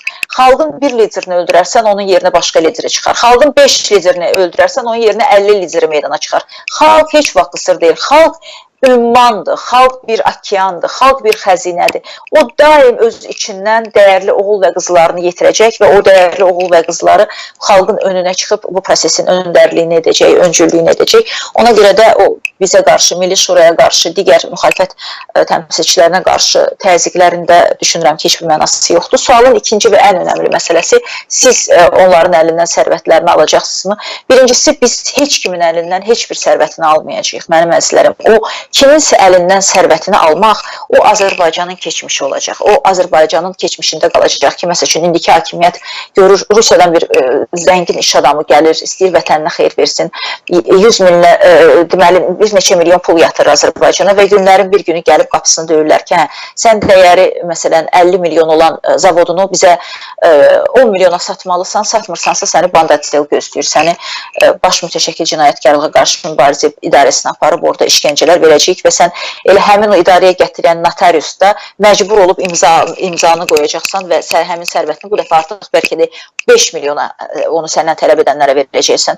Biz belə dəhşətlərin, belə rüsvayçılıqların, belə cinayətləri tarixin arxivinə ataraq, keçmişə ataraq onun üzərinə yeni səhifə çevirəcəyik. Yəni biz bu işlərlə məşğul olmayacağıq. Azərbaycanda azad, ədalətli, müstəqil məhkəmə sistemi qurulacaq. Elə bir sistem qurulacaq ki, ora hər kəsin inam olacaq, ona hər kəsin güvən olacaq və həmin məhkəmə özü qərar verəcək ki, bu sərvət, kimin sərvəti korrupsiya yolu ilə əldə edilib, kimin sərvəti qəsb yolu ilə əldə edilib, Azərbaycan xalqının haqlarından uğurlanıb, Azərbaycan xalqının boğazından son tikəsini uğurlayıb, kim özlərinə deməli milyardlar qazanan insanlar təbii ki, bunun hesabatını verəcəklər və yeri gəlmişkən mən burada o maliyyə amnistiyası məsələsi ilə bağlı da deyim. Bəziləri o fikri səsləndirir, xüsusilə bizim bu özünə yeni müxalifət deyənlər, kreativ müxalifət deyənlər ki, geniş amnistiya olmalıdır və bütün sərvətlər oliqarxlara bağışlanmalıdır. Mən əsla bu fikrin tərəfdarı deyiləm. Yəni, Azərbaycanda bir ovuc şəxs, tam ki 15 nəfər, 20 nəfər, 30 nəfər, bu xalqın bütün sərvətlərinin 90%-ni, 95%-ni mənimsəyib. Biz niyə o sərvətləri, bu xalqın 1000 illik sərvətlərini, Allahın bu xalqa verdiyi neft və qaz sərvətlərini, bu xalqın gələcəyini qurmalı olan, o gələcəyinin güvənc yeri olan sərvətləri niyə həmin o 30-40 nəfər insana güzəştə getməliyik ki, sizin o feyli övladlarınız qoy o milyardları, 100 milyardları xərcləsinlər, qutarsınlar. O sərvətlər Azərbaycan xalqının sərvətidir. O sərvətlər Azərbaycan xalqına qayıtmalıdır. Təbii ki, biz lümpin deyilik və lümpinlərin əleyhinəyik və hər bir insanın təbii ki, o evi də olmalıdır, maşını da olmalıdır, bağı da olmalıdır. O minimum müəyyən bir çərçivə var ki, yəni normal cəmiyyətlərdə insanlar bu səviyyədə dolanmalıdırlar. Yəni o səviyyədə olan təbii ki, əmlakın heç kiminsə əlindən gəlib bir ev varsa onu, ya 2 ev varsa onu, ya 2 dənə maşını varsa onu almayacaq ki, sənin 2 dənə maşının var, maşının birini aparım, mən sürüm olmaz. Təbii ki, elə bir şey elə olmayacaq, amma adam dövlətdən 100 milyonlar oğurlayıbsa, milyardlar oğurlayıbsa, niyə o milyardları o yeməlidir? Niyə onun övladı gedib özünə 3 milyon xalqın odan uğurlanmış pullar hesabına 3 milyonluq sərvət saat alıb taxmalıdır qoluna və ya nə bilim 500 minlik, 1 milyonluq maşınlarda gəzməlidir. Amma mənim xalqımın bəlaları isə aclıq və səfalət içində zülm çəkməlidirlər. Bilirsiniz, dövlətimizi sümürüblər, iqtisadiyyatımız iflic vəziyyətindədir, ölkənin iqtisadiyyatı yoxdur. Biz sıfırdan iqtisadiyyat qurmalıyıq, biz sıfırdan dövlət qurmalıyıq. Bəs bu dövlət hansı vəsaitlə qurmalıyıq? Biz dövləti hansı pulla qurmalıyıq? Təbii ki, bu ölkədən uğurlanan sərvətlərin də böyük bir qismi ölkəyə qaytarılmalıdır. Ancaq onun da tərəfdarıyam ki, insanlara münasibətdə xoşgörülü olaq və könüllü olaraq kim uğurladığı sərvətlərdən imtina edəcəksə, həmin insanlara qarşı müəyyən güzəştlər olsun, onların məsəl üçün tam ki, demək olar ki, sərvətini uğurlamısansa, hamısını qaytaracaqsansa 10%-ni məsəl üçün sən özün qalıb, gəlib bu ölkədə investisiya şəklində qoya bilərsən. bilər. Sən 10%-nə biz hansısa bir güzəşt eləyə bilərik, təminat verə bilərik ki, 10%-i sən ölkənə investisiya yatır. Yəni bu, bilirsiniz, mənim verəcəyim qərara bağlı deyil. Bu qərarı Azərbaycan xalqı verməlidir. Bununla bağlı geniş müzakirələr olmalıdır. Bununla bağlı biz təbii ki, kollegial qərarlar qəbul etməliyik. Mən sadəcə öz görüşlərimi, öz düşüncələrimi deyirəm ki, məsələn, mən düşünürəm ki, təkcə iqtisadi cinayətlərə görə insanları çox ağır formada cəzalandırmaq düzgün deyil. Düzgündür bəlkə də, ancaq yəni Azərbaycan reallıqlarını nəzərə alaraq, məsəl üçün Gürcüstan variantı, Saakashvili nə edirdi? Saakashvili həmin şəxslərin əlindən uğurladıqları sərvətlərini alırdı və bundan sonra həmin insanları təqib etmirdi cinayət qaydasından, məhkəmə qaydasından təqib etmirdi. Sərvətini təhvil verdinizsə, vətəndaşsan, get yaşa və o sənə qalan müəyyən 10%-dir, 5%-dir, bilməm nədirsə, onunla get rahat sən də vətəndaş kimi yaşa. Amma təbii ki, sən hansısa bir şəxsiyyət əleyhinə cinayət törətmisənsə, o sərvəti əldə etmək üçün kiminsə evini yıxmısansa, kimsə şərləyib həbsə göndərmisənsə, sən ona görə özün getməlisən, həbsə yatmalısan və o həbsə çürütdüyün insanın əvəzində sən özün həbsə çürütməlisən. Buyurun, buyurun, buyurun. Buyurun, efirdəsiz. Bəli, buyurun. Eşidirik sizi, buyurun.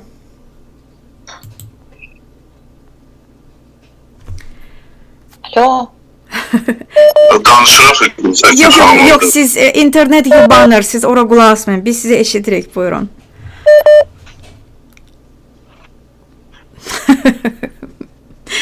Eşidirik sizi.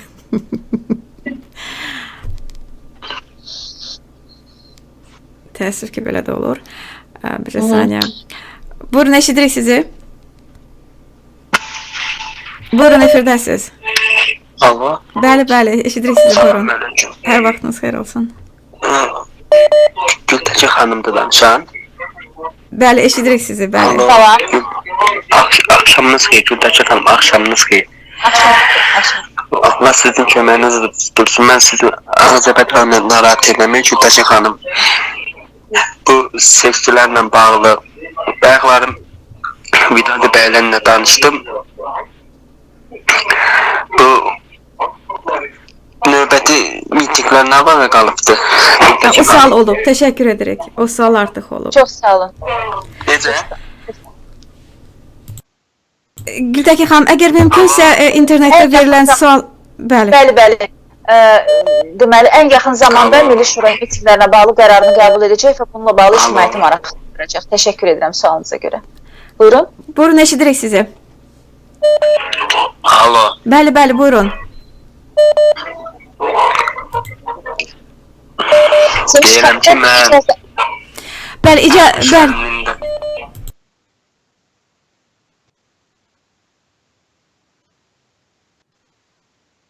Alo, icazənizlə mən növbəti suala keçmək istəyirəm. Bilməm, bunu oxumadım. Qasımov Həzi, xalqımı düşünən insanlar həmişə var olsun. Aha, təşəkkür edirəm. Həzi və minnətdarlığımı bildirirəm. Natiq Sadıqov, Elvin müxalifəti söyürdü, ona bu da azdır.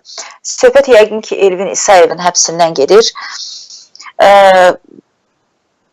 Vətəndaşın mövqeyidir, amma yəni açığı mən də istəməzdim ki, yəni bu baş versin. İstənilən halda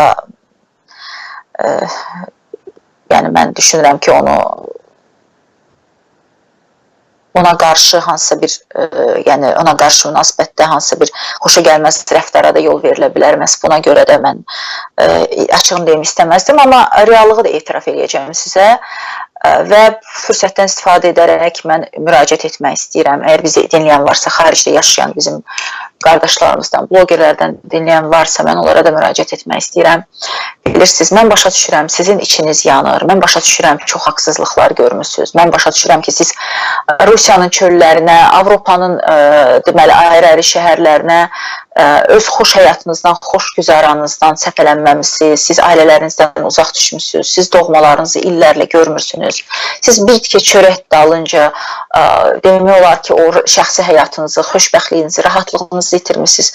Mən bunların hər şeyi, hamısını gözəl başa düşürəm və sizin hisslərinizi də anlayıram.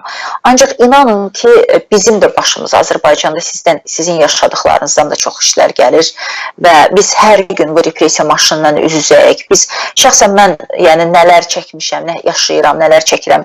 Hər gün, gündəlik əsasda, bax o təhqirləri də eşidirəm, o bu barədə danışmaq istəyirəm, dəmirəm, telefon zəngləri də alıram və s. Amma mən sizə müraciət etmək istəyirəm, söyüş söyməyin, çox xahiş edirəm. Təhqirlərə yol vermək olmaz. Bu təhqirlər çıxış yolu deyil. Bu təhqirlərlə biz nə ölkəmizi azad edə biləcəyik, nə Azərbaycanda demokratiya qura bilməyəcəyik. Yəni, bununla, yəni, yalnız qarşı durmanı artıra bilərik. Bununla heç bir nəticə əldə edə bilməyəcəyik. Tənqid edin, sərt tənqid edin, faktlar ortaya qoyun. Bacarırsınız Azərbaycanda fəaliyyət göstərən müxalif və fəallarına, inandığınız insanlara dəstək verin, onlara maddi və mənəvi dəstək göstərin, siyasi məhbusların ailələrinə dəstək göstərin. Elə özünüz deməli, canlı yayımlar edin və ölkəmizdəki problemlərlə bağlı sərt tənqidi çıxışlar edin. Ancaq söyməyin, təhqirlər etməyin, qurşaqdan aşağı zərbələr yağdırmayın.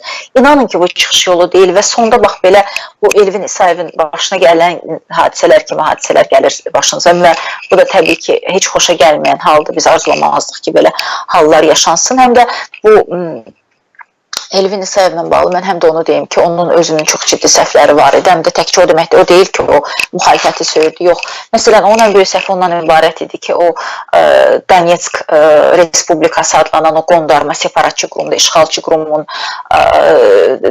dəstəkləyirdi. Rusların, Ukraynanı işğal edən Rusların mövqelərini dəstəkləyirdi. Yəni, Donetsk separatçılarını dəstəkləmək Azərbaycanda Qarabağ işğal edən erməniləri dəstəkləmək kimi bir anlam verir. Yəni, ona görə də təbii ki, həmin insanın Ukraynadan tutulub gətirməsinə də, yəni bunu düşünən insan anlamalıdır ki, bunun da müəyyən səbəbləri var. Gərək bunlara yol verməyəydi, gərək bu məsələlər olmayaydı və bir də deyim ki, təəssüfümü ifadə edirəm ki, bütün bunlar yaşandı, bu söyüşlər də oldu, bu təhqirlər də oldu, hakimiyyətdə təhqir etdilər, müxalifətdə təhqir etdilər, sonra daha böyük səhv etdilər, işğalçıları dəstəklədilər. Fərqi yoxdur, işğalçı hər yerdə işğalçıdır, Azərbaycanı işğal edən də işğalçıdır, Ukraynanı da işğal edən işğalçıdır və bizim bu məsələdə mövqeyimiz bir mənalıdır. Biz ölkəmizin azadlıq istəyiriksə, ölkəmizin erməninin işğalından azad olmasını istəyiriksə, biz onu Ukrayna üçün də istəməliyik, biz onu Donetsk üçün də istəməliyik və buna görə də yəni belə yanlışlıqlara yol verməməyə səsləyirəm.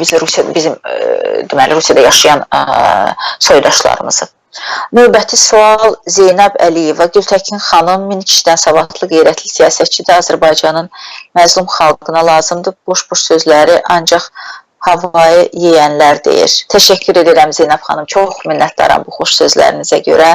Çox gözəl, yəni xoş fikirlər səsləndirmişsiniz. Minnətdaram. Buyurun. Sağ ol, xeyir olsun. Hər vaxtınız xeyir olsun. Buyurun. Gültəkin xanımla sualım var idi. Buyurun. Buyurun, axşamınız xeyir.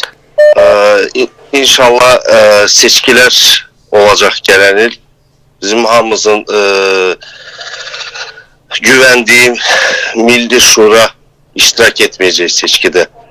Kimi tövsiyə edərdiniz səslərimizi verib? Çünki biz seçkiyə sadə bir vətəndaşlar getməsək bizim səslərimizi başqa adamın lehinə verəcəklər. Şəxsən mən gedib seçkidə öz səsimi kimə verəcəyimi sizlə məsləhət edirəm. Çünki sizin verəcəyiniz bütün qərarların arxasında biz sizə güvənirik. Zəhmət olmasa bizə bir yolu da siz göstərin. Tövsiyə edin, kimə gedək səsimizi verik. Bu seçkilərdə Musavat birdəki Real Partiyası müxalifət olaraq iştirak edəcək. Lütfen bizə bir tövsiyənizi verin, biz seçim edirik. Təşəkkür edirəm. Təşəkkür edirəm.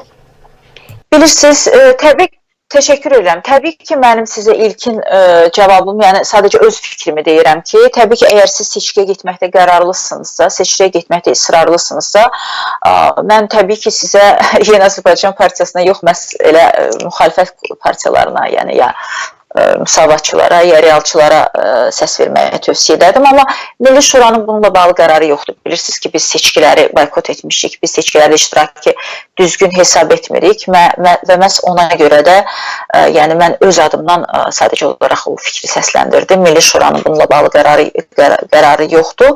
Amma təbii ki, istənilən halda yəni seçkidə inandığınız, güvəndiyiniz, xalqın sözünü deyən, xalqın haqqını qoruyan və heç olmasa hansısa bir səviyyədə ölkəmizdəki problemləri səsləndirmək, dilə gətirmək imkanına malik olan insanlara səs verməyə çağırıram. Ola bilsin ki, sizin dairədən heç müxalifətçilər də yoxdur, amma müstəqil fikirli insanlar var. Yəqin ki, yəni hər halda siz dairədən dairəyə fərq var. Orada yəqin ki, qərar artıq özünüz verə bilərsiniz. Ancaq bizim Milli Şura olaraq konkret elə bir çağırışımız yoxdur ki, yəni biz bunu heç müzakirə etməmişik. Həm də biz özümüz seçkiyə getmiriksə, kimisə nəyəsə səs verməyə çağırmamız da düz olmaz. Amma şəxsən mən yenə deyirəm də, hər halda mən yenə də az çox yəni müxalifət imici olan insanlara səs verərdim. Amma o insanların öz şəxsiyyətindən də çox şey asılıdır. Yəni kimsə adı müxalifətdirsə, dadı başqadırsa, təbii ki, onlara da səs vermək olmaz. Amma gerçək inandığınız, güvəndiyiniz insanlar kimdirsə, onlara da səs verərdiniz.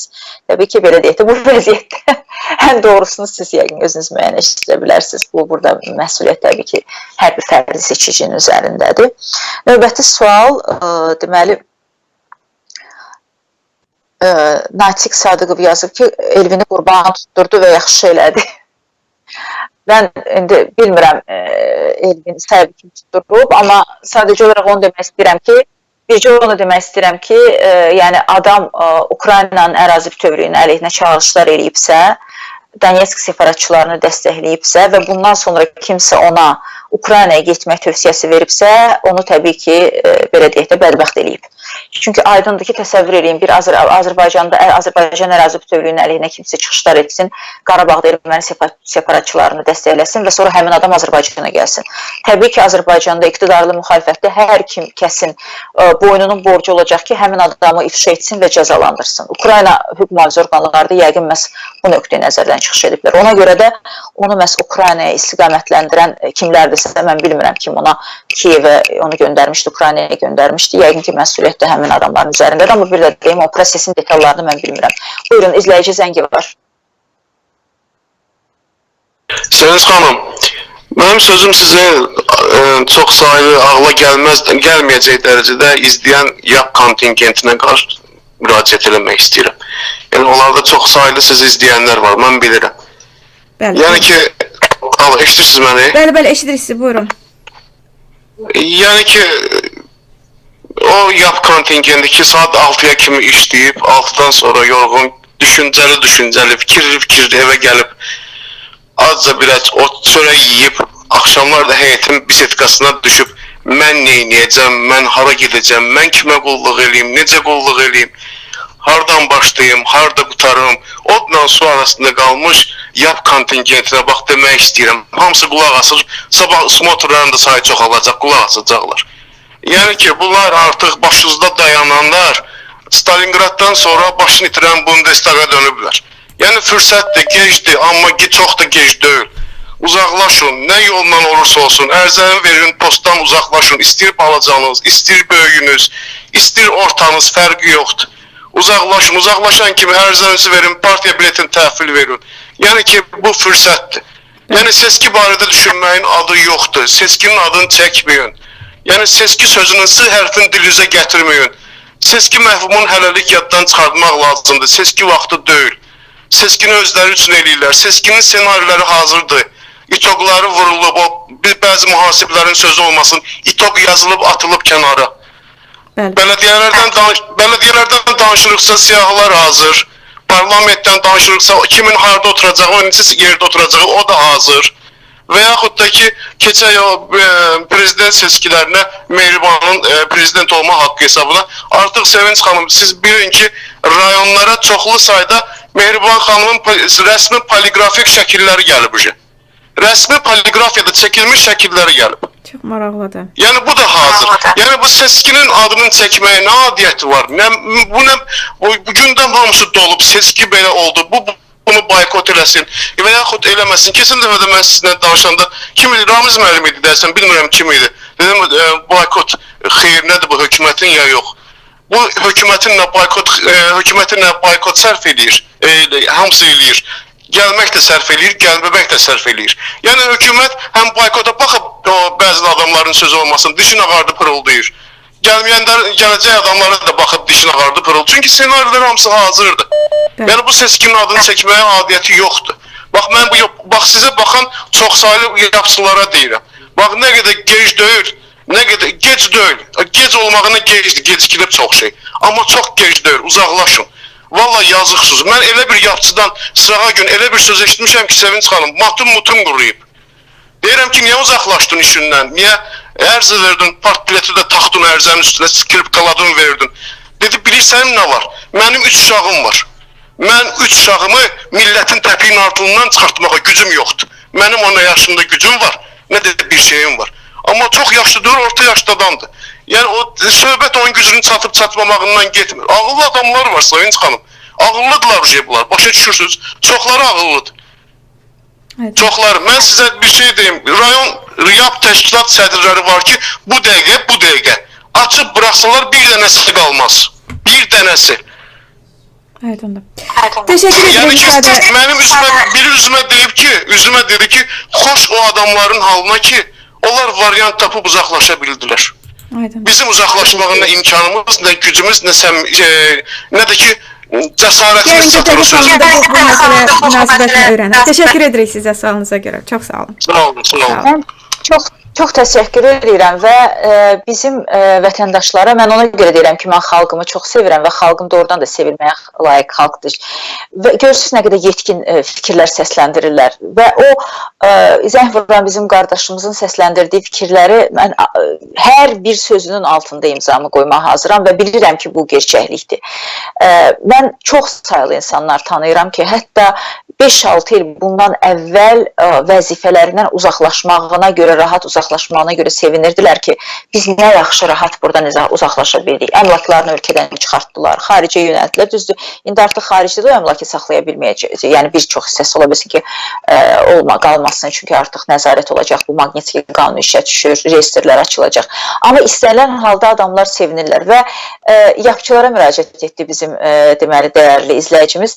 Bilirsiniz, o yapçıların, söhbət yap deyəndə bilirsiniz, birinci onu aydınlaşdıraq ki, 750 min üzv olan Yeni Azərbaycan Partiyasının o, belə deyək də, 50 minin uzaqbaşı çıxaq, o 700 minin ürəyi bizlə bir döyünür, nəbzi bizlə bir vurur. Onlar sadə xalqdır, müəllimdir, məktəbdə işləyib, şərt qoyublar ki, sən işdən çıxaracaq, yapı üzv olmalısan, əlaşçılıqdan üzv olub.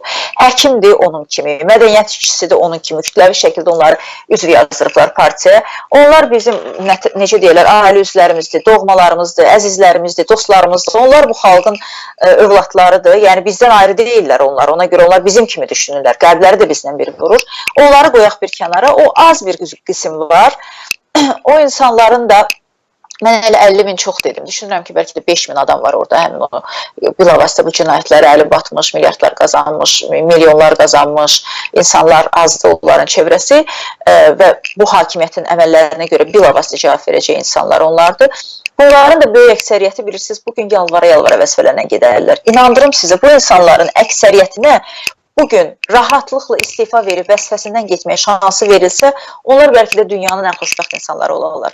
Mən neçə adam haqqında, vəzifəli şəxs haqqında işitmişəm ki, dəfələrlə ərizə verib və bu hakimiyyət tərəfindən, rəhbərlik tərəfindən çox pis qarşılanıb ki, sən kimsən ki, sən öz başına vəzifəndən çıxıb getmək istəyirsən. Biz səni nə vaxt buraxacaq, hansı şərtlərlə buraxacaq, onda da gedə bilərsən. İndiki halda sən buradan gedə bilməzsən, tərpənə bilməzsən, çünki şərtləri biz diktə edirik. Hətta xatırlayırsınız, yayda ilə sizin verilişdə də bu fikir səsləndirildi ki, yəni diplomatik pasportları belə yığırlar bir çox vəzifə sahiblərinin, yəni onların ölkədən çıxışına qadağa qoyulur, onlara tapşırıqlar verilir ki, onlar heç bir halda məzuniyyətə getməli deyirlər. Hətta məzuniyyətə getsələr belə onlar deməli müəyyən şərtlər altında buraxılırlar, müəyyən müddətə buraxılırlar. Yəni bu hakimiyyətin narazılığının ifadəsidir və onlar çox gözəl bilirlər ki, bu divarın qurtarmasına çox az qalıb. O divardan ki, tuta-tuta gedirlər, axıra qədər nə olar, sabah necə olacaq, sabah da yola verək, birisi günə keçək, o birisi günə keçək. Onlar çox gözəl bilirlər ki, o divarın qurtarmasına az qalıb, xüsusilə maliyyə hadisələrindən sonra lap az qalıb. Xüsusilə xalqımızın 19 yanvarda oyanışını, dirənişini gördülər və anlayırlar ki, gec-tez o ədalət günəşi, böyük öndərimiz Məmməd Əmir Əssadə demişkən, ədalət günəşi mütləq Azərbaycanda da parıldayacaq. Onu gözəl bilirlər və narahatdırlar. Sadəcə olaraq biz o prosesi sürətləndirmək üçün meydanlarda olmalıyıq və üzümü burada o yapçıların, hakimiyyəti təmsil olanların əksəriyyətinə tutub demək istəyirəm.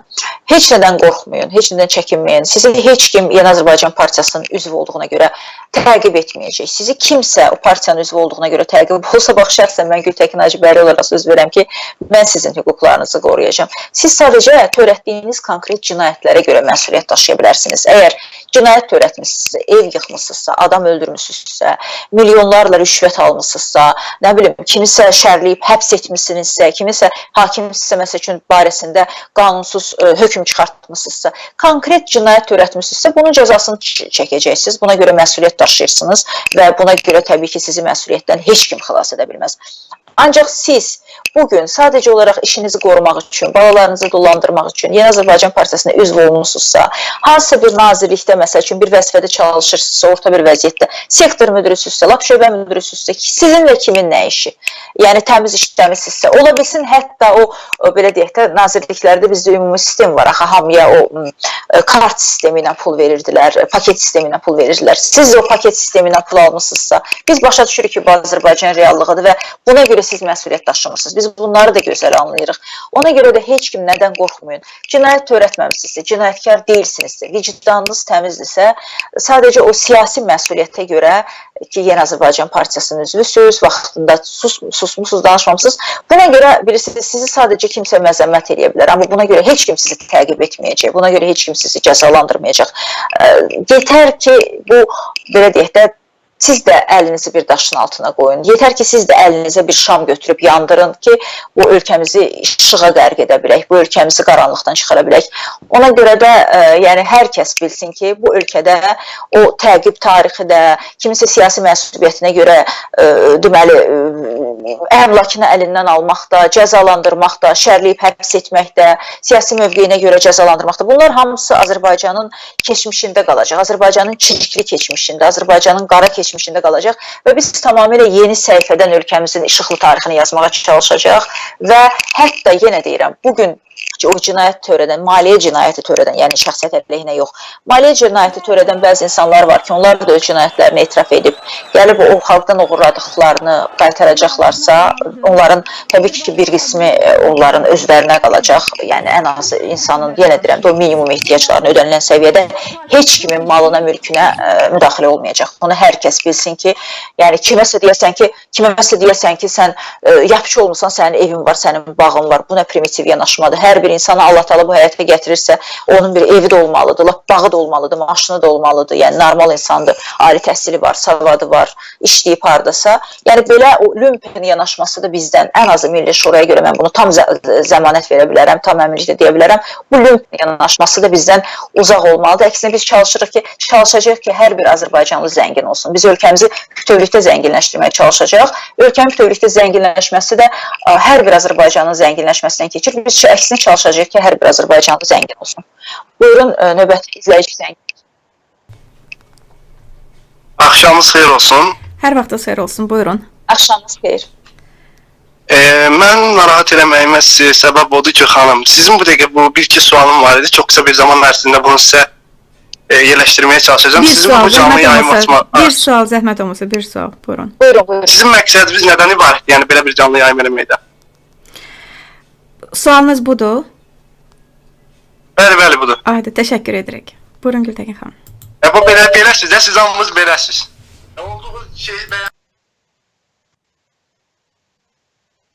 Bizim təbii ki, məqsədimiz insanlarımızla ünsiyyətdə olmaqdır. Bizim əziz dinləyicilərimizi, əziz xalqımızı eşitməkdir. Siz bilirsiniz ki, bizim xalqımızla gündəlik ünsiyyət imkanlarımız məhduddur. Bizə görüşlər keçirməyə imkan vermirlər, bizə imkan vermirlər. Yanvar ayının 19-undan bəri hətta mitinqlər keçirməyimizə də icazə vermirlər və xalqımızla əsas təmaslarımız internet resursları üzərindən, sosial şəbəkələr üzərindən və YouTube üzərindən baş verir. Ona görə də mən Sevinç xanıma, bizim dəyərli, əziz, gözəl Sevinç Osmanqizina çox minnətdarlığımı bildirirəm ki, o bizə belə bir fürsət verir ki, biz siyasilər xalqımızı eşidirik, xalqımızı düşündürən, narahat edən problemlər burada səslənir və biz o problemlərin nədən ibarət olması haqqında daha dolğun təsəvvürlərə malik oluruq. Xalqın öz səsini eşidirik, xalqın o vuran qəlbinin döyüntüsünü eşidirik, xalqın nəbzini duyuruq, xalqın əhval-ruhiyyəsini hiss edirik və bu çox böyük fürsətdir. Mən sizə deyim ki, bu çox böyük bir fürsətdir. Bir də bilirsiniz, biri var gedirsən seçici ilə 10 nəfərlə, 20 nəfərlə, 100 nəfərlə görüşürsən, bizim hər bir yayınımıza 10 minlərlə insan baxır. Elə yayınlarımız var ki, bizə 100 minlərlə insan baxır. Bu çox böyük fürsətdir və bu fürsəti yaradan bütün internet televiziyalarına, o cümlədən Sevinç xanıma təşəkkürümü bildirmək istəyirəm və bu fürsəti dəyərləndirən bizim izləyicilərimizə də minnətdarlığımı bildirmək istəyirəm ki, onlar qiymətli vaxtlarını ayırırlar, dəyərli vaxtlarını ayırırlar, suallar yazırlar, o sualları efirə zəng vurub özləri səsləndirirlər, bizi dinləyirlər, bizim rəylərimizə qiymət verirlər və bizim fəaliyyətimizə qiymətləndirirlər. Buna görə biz xalqımıza hədsiz dərəcədə çox minnətdarıq. Sevinç xanım, icazə... Gültəkin xanım, mən sizə təşəkkür edirəm. Bəli, mən istərdim ki, biz suallarımızı oxuyaq da həm də. Sual oxuyuram.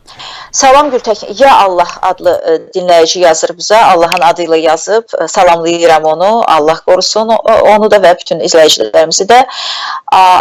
Salam Gültəkin xanım, bizdə qəbul imtahanlarını hər il daha da çətinləşdirirlər və həmin imtahan səviyyəsinə uyğun məktəblərdə dərs keçmirlər. Valideyn məcburdur ki, uşağa müəllim tutsun və bu müsibətlərlə qəbul olan tələbi oxuduğu müddətdə ondan pul tələb edirlər. Bütün bunlardan dolayı hazırda gənc nəsil Avropada və ya digər ölkələrə üst tutur.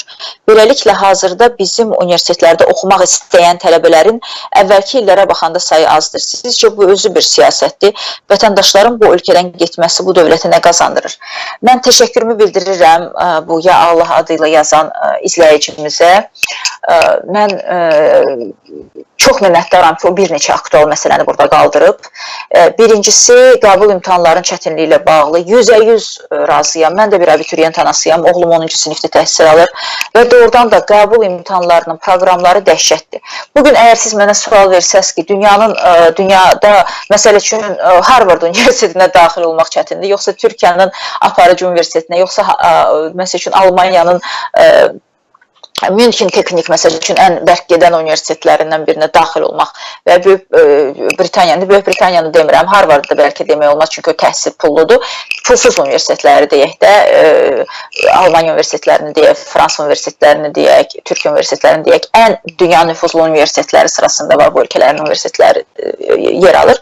Ora daxil olmaq daha asandır, yoxsa Azərbaycanın hansısa bir, məsəl üçün Azərbaycan Pedaqoji Universitetinə. Əminliklə deyəcəm ki, Azərbaycan Universitetinə daxil olmaq daha çətindir. Çünki xaricdə ümumiyyətlə uşaqlara universitetə daxil olarkən bu qədər işgəncə vermirlər. Bizdə qəbul proqramları ildən ilə ağırlaşır, ildən ilə çətinləşir və buna müvafiq olaraq da qəbulda tələbə balları ildən ilə deməli azalır. Bəzən mən özüm də indi övladıma görə xüsusilə maraqlanıram. O qədər çətin suallar tərtib edirlər, o qədər mənasız. Məsələn, mən bu il tarix imtahanından 3-cü qrupa imtahan verən bir neçə abituriyentlə söhbət edirdim və mənə bildirdilər ki, tarix üzrə suallar o qədər mənasız idi, o qədər detallarına qədər. Hətta internetdə yadımdadır bir deməli şərh oxudum, ironik bir şərh oxudum ki, az qalmışdılar yazsınlar ki, 1900 məsələn 18-ci ildə Göyçayın hansı kəndində Uçaskovunun və ya Kəndxudanın adı nə olub onu yazsın. Yəni bu dərəcədə absurda varırlar. Amma necə olur ki, Türkiyəyə qəbul olmaq istəyən uşaqlar ya SAT-dən deməli hazırlıq keçirirlər, ingilis dili və riyaziyyatdan hazırlaşırlar, bununla qəbul olurlar və ya YÖS imtahanlarına hazırlaşırlar. Məntiq və riyaziyyatdan hazırlaşırlar, qəbul olurlar. Almanya universitetlərinə qəbul olmaq üçün sən alman dilindən imtahan verməlisən bəzi şəhərlərdə deməli riyaziyyatdan imtahan verməlisən. Çox nadir hallarda 2 fəndən imtahan verirsən, Alman dili və riyaziyyatdan imtahan verib daxil olursan, istisna halında bir neçə yerdə ingilis dilində, əgər ingilis dili təhsillə daxil olursansa, ingilis dili təhsilində təhsil alacaqsınsa, ingilis də verə bilirsən. Necə olur ki, Almanyanın, dünyanın o QS siyasında, ən yüksək reytingli universitetlərin siyasında 50-ci, 60-cı yerdə olan universitetlərinə qəbul olmaq üçün sənin sadəcə riyaziyyatdan biliklərinin olması kifayət eləyir. Amma Azərbaycanda həmin uşaq o tarixdən də dərindən oxumalıdır, riyaziyyatı da dərindən oxumalıdır, bütün fənləri də bu qədər. Yəni, mən hesab edirəm ki, biz övladlarımıza zülm eləyirik. Həqiqi sözün həqiqi mənasında övladlarımıza zülm eləyirik və həm ona görə zülm eləyirik ki, onlar obyektiv gerçəkliyi deyək də, bugün Azərbaycan abituriyenti müəllimi repetitor hesabına, valideynlərin zəhməti hesabına, valideynlərin pulu hesabına, valideynlərin özü yemədikləri, boğazlarından kəsib, övladlarına xərclədiyi, repetitora xərclədiyi pul hesabına ali məktəbə daxil olanda daha savadlı olur. Nəinki 5 il oxuyub, ali məktəbi 4 il oxuyub, ali məktəbi qutarandan sonra. Tam əminliklə bunu demək istəyirəm. Birinci kursa daxil olan bizim tələbələrimiz daha savadlıdır. Nəinki 4-cü kursu bitirən həmin o tələbələr. Çünki onlar 4 il ərzində universitetdə heç nə qazanmırlar, irəli getmirlər, əksinə öyrəndikləri biliklər də onlara lazım olmur. Mən bir tibb universitetinin tələbəsi olan bir gözəl qızımızla söhbət eləyirdim bir dəfə. Birlikdə biz onunla bir kursda tanış olmuşduq. O mənə dedi ki, çox savadlı bir qızdır. 600-dən də yüksək bal toplayıb Tibb Universitetinin Müalicə Profilaktika fakültəsinə daxil olmuşdu. Alman dilini də öyrəndiyində hal-hazırda Almaniyada da çox uğurla da fəaliyyətini davam elətdirir. Mən onu uğurlar arzulayıram. Deməli, Nərmin qızıma. O mənə belə bir söz dedi ki, yəni ali məktəbə daxil olarkən kimya fənnindən dedim, mən yüzlərlə, minlərlə reaksiya öyrənmişdim. Ancaq Tibb Universitetində oxuduğum müddətdə o reaksiyaların cəmi 4-ü mənə lazım oldu. Yaxşı, bu uşaq ona lazım olmayan minlərlə reaksiyanı öyrənmək əvəzində olmazmı ki, onun əksinə dünya görüşünün artması üçün faydalı olan daha başqa işlərlə məşğul olsun? Yenə deyirəm, necə olur ki, dünyanın aparıcı universitetlərinə, ən nüfuzlu universitetlərə daxil olmaq üçün, yəni bir neçə fəndən, xüsusilə riyaziyyatdan ki, riyaziyyat mən hesab edirəm ki, bütün fənlərin tacıdır və ən önəmli bir sahədir. Riyaziyyatdan və xarici dildən biliklər kifayət edir. Amma Azərbaycanda sən mütləq, yəni hədsiz dərəcədə lazımsız detallarına qədər oxunmalısan. Məsələn, mən xatırlayıram, oğlumun 7-ci sinif kitabı idi, səhv etmirəmsə, mən ona biologiya dərsini oxuya bilmirdim. Mən ona çalışdım kömək eləmə biologiyadan. Elə detallar var idi ki, nə bilim, soğanağın hansısa bir hissələrinin adları, yəni soğanağın orta hissəsi necədir, arxaya. Bu uşağın nəyinə lazımdır? Bu uşaq bioloq olmayacaqsa, yaxşı, bunu biologiya fakültəsində öyrədin də, Bakı Dövlət Universitetinin. Və bütün fənlərdən mən oğlumu 8-ci sinifə qədər, 8-ci sinifə qədər özümü hazırlaşdırdım. 9-cu sinifə qədər isə riyaziyyatdan, ingilisdən, Azərbaycandan. Amma mən açığını etiraf edeyim ki, mənim 7-ci sinifdə fizikadan da özüm kömək edirəm. Amma 7-ci sinifdən artıq mən kimyaya gücüm çatmadı. Baxmayaraq ki, mən orta məktəbdə oxuyanda kimya üzrə Respublika Olimpiadasının qalibi olmuşdum. Mən o kimya fənninə gücüm çatmadı. 7-ci sinifə belə gücüm çatmadı. Mən o kitabı oxudum, başa düşmədim. Axırda mən ona öz məktəblərində olan elə müəllimlərindən xahiş etdim ki, müəllim əlavə ona məşğul olsun. Və müəllimə də dedim ki, yəni mən anlamıram, yəni mən bu qədərmi geri qalmışam, ya mənim yaddaşım bu qədərmi itib ki, mən heç nə anlaya bilmirəm. Mən məktəbdə qızıl medalla bitirmişəm, kimyanı çox yaxşı oxumuşam. İndi mənə dedi ki, xanım, siz xahiş edirəm, bu günahı özünüzdən görməyin. Orta məktəbin 7-ci sinifin kimyası Bakı Dövlət Universitetinin kimya fakültəsinin 3-cü kursunda tədris olunan kimyadır. Yəni, həmin səviyyədə tədris olmalı olan kimyanı gəlib 7-ci sinifdə uşaqlara yükləyirlər. Və bu uşaq da təbii ki, beyni o mənasız yüklə yüklənəndə o uşaq inkişaf edə bilməyəcək. Ona lazım olan informasiyanı ala bilməyəcək. Lazımsız informasiya çünki gedib o beyində onun yerini tutacaq. Ona görə də mən tamamilə bu sualla razıyam. Biz xaricdə ali məktəbə daxil olmaq asan olur, amma ali məktəbi bitirmək çətin olur. Çünki uşaq çalışmalıdır, orada inkişaf etməlidir. Azərbaycanda isə ali məktəbə daxil olmaq çətindir, amma ali məktəbi oxuyub bitirmək çox asandır, çünki ali məktəbdə o geri gedir. Birinci kursa daxil olanda ki, əldə etdiyi bilikləri, repetitorlardan əldə etdiyi bilikləri itirir və 4-cü kursu bitirəndə məlum olur ki, onun biliyi yoxdur. Ona görə də mən çox istəyərdim ki, bizim bu qəbul sistemimiz dəyişsin və daha məqsədə müvafiq olsun. Dünya təcrübəsindən biz istifadə edək. Necə olur ki, bu sistemlər, yəni Türkiyə sərf etdi, Azərbaycana sərf etmədi. Yenə deyirəm, Azərbaycanda hansı bir, nə bilim, bu Gəncə Dövlət Universitetinə, Sumqayıt Dövlət Universitetinə Universitetinə daxil olmaq üçün uşaq daha çox əziyyət çəkməlidir, daha çox oxumalıdır. Nəinki Türkiyədə Hacəttepe Universitetinə. Halbuki Hacəttepe Universitetinin səviyyəsi ilə adını çəkdiyim Azərbaycan Universitetinin səviyyəsi arasında yer göy qədər fərq var. Hacəttepe Universitetinə girmək üçün uşaq bir gedir SAT-dən imtahan verir, məsələn tibbə gedirsə əgər, SAT-dən imtahan verir və normal bir bal toplayırsa, orada ancaq riyaziyyatdır və deməli ingilis dilidir və daxil ola bilir. Ancaq və YÖS-dən imtahan verir, məntiqdir, riyaziyyatdır, türk dilidir bir də lazım olur. Təbii ki, o da bizim öz dilimizdir də, təbii ki, uşaqlar rahatlıqla o imtahanı da verə bilirlər və daxil olur. Azərbaycanda isə uşaqlarımız zülüm çəkirlər, yəni çox ağır proqramla hazırlaşdırırlar onlar. İldən ilə proqramlar çətinləşir, amma o çətinliyin də bir faydası olmur o uşağa. Ona görə də mən bu suala görə təşəkkürümü bildirirəm və eyni zamanda sualın başqa bir hissəsi ondan ibarətdir. Bunu niyə eləyirlər, niyə uşaqlarımız xaricə gedir? Uşaqları xaricə göndərmək üçün bunu etmirlər. Bunu ona görə eləyirlər ki, həmin o prosesi nəzarətə alsınlar və təhsildə rüşvət halları üçün, qəbulda rüşvət halları üçün imkanlar olsun, yerlər olsun. Özləri üçün rüşvət imkanları, korrupsiya imkanları qazandırmaq üçün açılır. Amma gənclərimizin xaricə getməsinə mən çox yaxşı yanaşıram. Mən çox sevinirəm ki, heç olmasa indi Azərbaycanda əgər yaxşı universitet yoxdursa ki, bunu eləmək üçün müəyyən illər lazımdır. Mən çox sevinirəm ki, bizim gənclərimiz xaricə getsin və mən bir ana kimi, heç siyasətçi olaraq bir kənara, bir övlad, oğul anası kimi, bir abituriyent anası kimi də müraciət edirəm. Burada bizim izləyicilərimizə müraciət edirəm.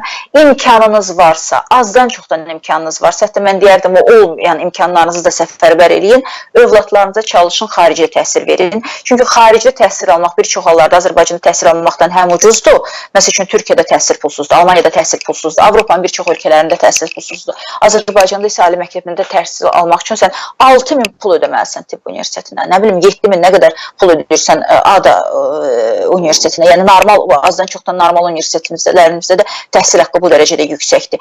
Yəni xarici təhsil həm bir çox hallarda daha ucuz başa gəlir insanlara, həm də övladlarınız normal təhsil alacaqlar, yəni illərini itirməyəcəklər, günlərini boşuna keçirməyəcəklər. Ona görə də mən bütün Azərbaycan gənclərini, bu gənclik və təhsil mənim ən həssas yerlərimdir, yəni mən bu sahənin adamıyam. Ona görə də mən çox istərdim ki, övladlarınıza bacardığınız səviyyədə Türkiyə çıxarın, heç olmasa Türkiyə göndərin. Özdə mən burada Türkiyə dövlətinə və hökumətinə çox böyük təşəkkürümü bildirmək istəyirəm ki, Azərbaycan hökumətinin, Azərbaycan dövlətinin sahib çıxmadığı, Azərbaycan gənclərinə, Azərbaycan balalarına Türkiyə sahib çıxır, Almaniya sahib çıxır. Onlar bizim Türkiyə məsələn Azərbaycanlı gənclərə həm yüksək keyfiyyətli pulsuz təhsil verir, həm bir çox hallarda burs verir, onlara gözəl təhsil perspektivlər verir, yaradır, gələcəkdə işləmə imkanları yaradır. Bir sözlə bizim gəncliyimizə sahib çıxır. Buna görə də biz öz ikinci vətənimizə, şəxsən mən Türkiyə hədsiz dərəcədə minnətdaram. Eyni zamanda Almaniyada minnətdaram ki, mənim ölkəmin istedadlı gənclərinə, istedadlı balalarımıza sahib çıxıb onlara pulsuz təhsil verir. Amma təəssüflər olsun ki, Azərbaycanda bu imkanlar yoxdur. Ona görə də mən dinləyicimizə təşəkkürümü bildirirəm və növbəti sualı eşitdim. Axşamınız xeyir olsun Sevinç xanım, Gültəkin xanımdan mən salamlayıram. Belə demokratik veriliş olduğuna görə, hər kəsə telefonunuz açıq olduğuna görə sizə əvvəlcədən çox təşəkkür edirəm. Bilirsiniz nətərdir, bu millətin düşüncəsi və şuuru hələ açılmayıb. Mən çox istərdim ki, yapın nümayəndələr, o Siyavuş Novruz, Əli Əhmədov da sizin kanallarınıza çıxış eləsin, əgər cəsarəti varsa, əks argumentləri varsa və ya Əli Kərimlinin sözünə, Gültəkin Hacıbəyli və ya Cəmiləsin, əks argumentiniz varsa, çıxın deyin ki, qardaşım, bax Əli Kərimli səhv deyir, bizdə qaz bütün dünyadan ucuzdur, bizdə neft bütün dünyadan ucuzdur, biz uşaq pulun veririk, bunlar yalandan çatdırır millətə. Bizdə onkoloji xəstələr ümumiyyətlə yoxdur. Biz heç kimi onkoloji xəstəliyə yoluxdurmamışıq. Bizdə təhsil çox yüksək səviyyədədir. Uşaqlarımızı repetitoriyana göndərə bilmirik. Bizdə ayın axırında kommunal xərcləri maaşımızdan 3 dəfə artıq gəlir. Yalan deyirlər. Bax, çıxın siz də əks argumenti göstərin. Bu yəni kanalın açılma səbəbində kanal nəyə xidmət elədiyini siz onda bilirsiniz. Bu yaxşı izləyicimizə mən səslənirəm. Bilirsiniz, bu hər kəsdən yan keçməyəcək. Yanvarın birindən o yaxşı izləyicimizə demək istəyirəm ki, sən daşınmaz əmlaka görə 50 manat verəndə mən sənə deyəcəm bu kanal nəyə xidmət edir. Mən xalqımıza səslənirəm ki, bir adamın üstündə bütün hər şeyi qurmaq lazım deyil. Biz əvvəl deyirdik ki, bizim qabaqda gedən bir liderimiz yoxdur. Qabaqda gedən biz öndərimiz yoxdur ki, biz onu çıxaq arxasıca onu dəstəkləyək. Mən sizi inandırıram ki, ya Milli Şuranın üzvü deyiləm, ya AXCB, ya Musavat, adi sıravi bu devlətdə əzab çəkən bir vətəndaşam. Hansı ki, evlatlarımın yanında hər gün utanan bir vətəndaşam. Valideynimin iynə dərman pulunu ala bilməyən bir vətəndaşam. Bax, mən bu vətəndaşam. Mən gündə dua edirəm ki, kimsə məni tuaya çağırmasın, o tuyana necə verəcəm. Bu vəziyyətdə, bərbad vəziyyətdə yaşayan xalq nəyinə şükür edir? Mən o çox gülmək gəlir.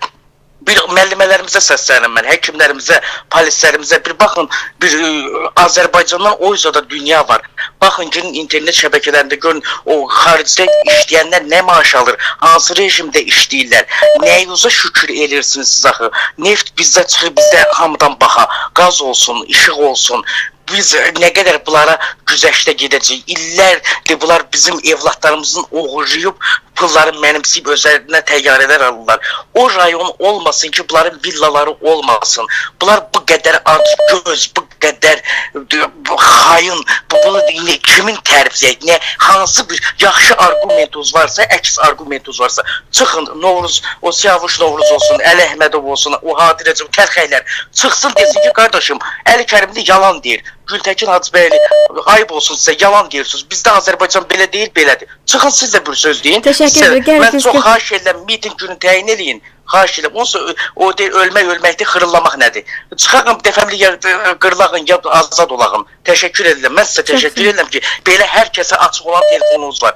Hər kəsə qəbul edəcək fikirləri olur. Mən bu kanala görə çox təşəkkür edirəm.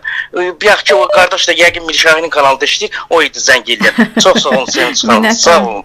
Çox sağ olun. Gültəkin xanım, ümumiyyətlə siz dialoq həqiqətən gözləyirsinizmi? Məsələn, nəyə görə də tutaq ki, prezident özü, yaxud birinci vitse-prezident alışqan deyirlər bu cür debatlara, müsahibə verməyə, bunu biz artıq bilirik. Amma heç olmasa məmurları sizcə nəyə görə çıxarmamaq mətbuatda, nəyə görə izləyicilərin suallarını cavab verməyə, hesabatlığa can atmamaq, sizcə nə baş verər ki, əgər bu olarsa?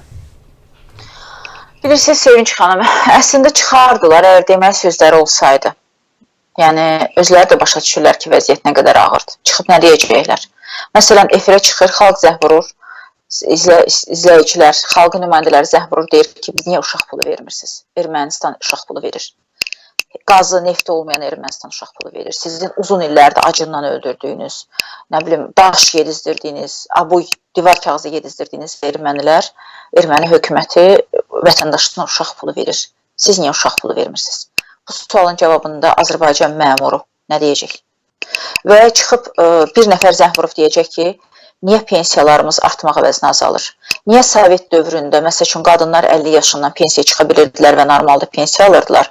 Niyə indi qadınlarımız bizim 62 yaşdan pensiya çıxırlar və bir müddətdən də sonra 65 yaşa qədər qalxacaq bu yaş? Niyə? Axı, normalda Azərbaycan insanların ömrü qısalıb uzanmayıb. Normalda həyat şərtləri daha da ağırlaşıb. Niyə pensiyalarımızı azaldırsınız və niyə insanları kütləvi şəkildə pensiyasız qoyursunuz? Bu nə hoqqadır, bu nə oyundur ki, sənin müəyyən dərəcədə orada deməli, ehtiyatlı pulun olmasa sən pensiya almırsan və yalnız qocalığa görə 67 yaşından sonra insanlara 130 manat pensiya verəcəklər. 130 manat, üzr istəyirəm, bu pensiya deyir ki, bu dilənçi puludur. Və bunu zəng vurub soruşan izləyiciyə məmur nə cavab verə bilər? Nə deyə bilər ümumiyyətlə? Bu sözün qarşılığında o nə deyə bilər?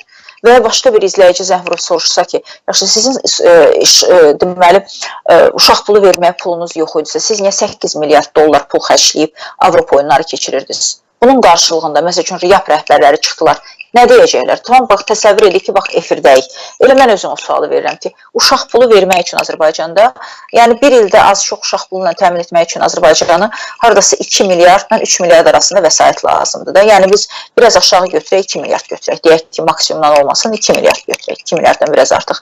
Deməli, 8 milyard dollar Azərbaycanın 4 illik uşaq pulu deməkdir. Yəni 4 il ərzində 4 il ərzində Azərbaycan vətəndaşlarının, indi mən dəqiq hesablama aparmamışam, hansı, deməli, yaşa qədər, səhv etmirəmsə 17 yaşa qədər hesaplamışdılar, hər nəfərə 2 milyon yarım uşaq olsaydı, təxminən də, yəni uşaq pulu verməmək olar, indi ola bilsin hesablamaları da hazır aparmadığım üçün yanıla bilərəm. Niyə siz 4 ilin, lap deyək 3 ilin uşaq pulunu bir mənasız, axmaq bir avanturya xərcləmişsiniz? Niyə Azərbaycanın uşaqlarının o qidasızlıqdan əziyyət çəkən, vitaminsizlikdən əziyyət çəkən, aylarla meyvə yeyə bilməyən, ət yeyə bilməyən Azərbaycan uşaqlarının, Azərbaycan körpələrinin pulunu Avropa oyunları adında bir mənasız avantürə, tüfeyli bir avantürə xərcləmişsiniz.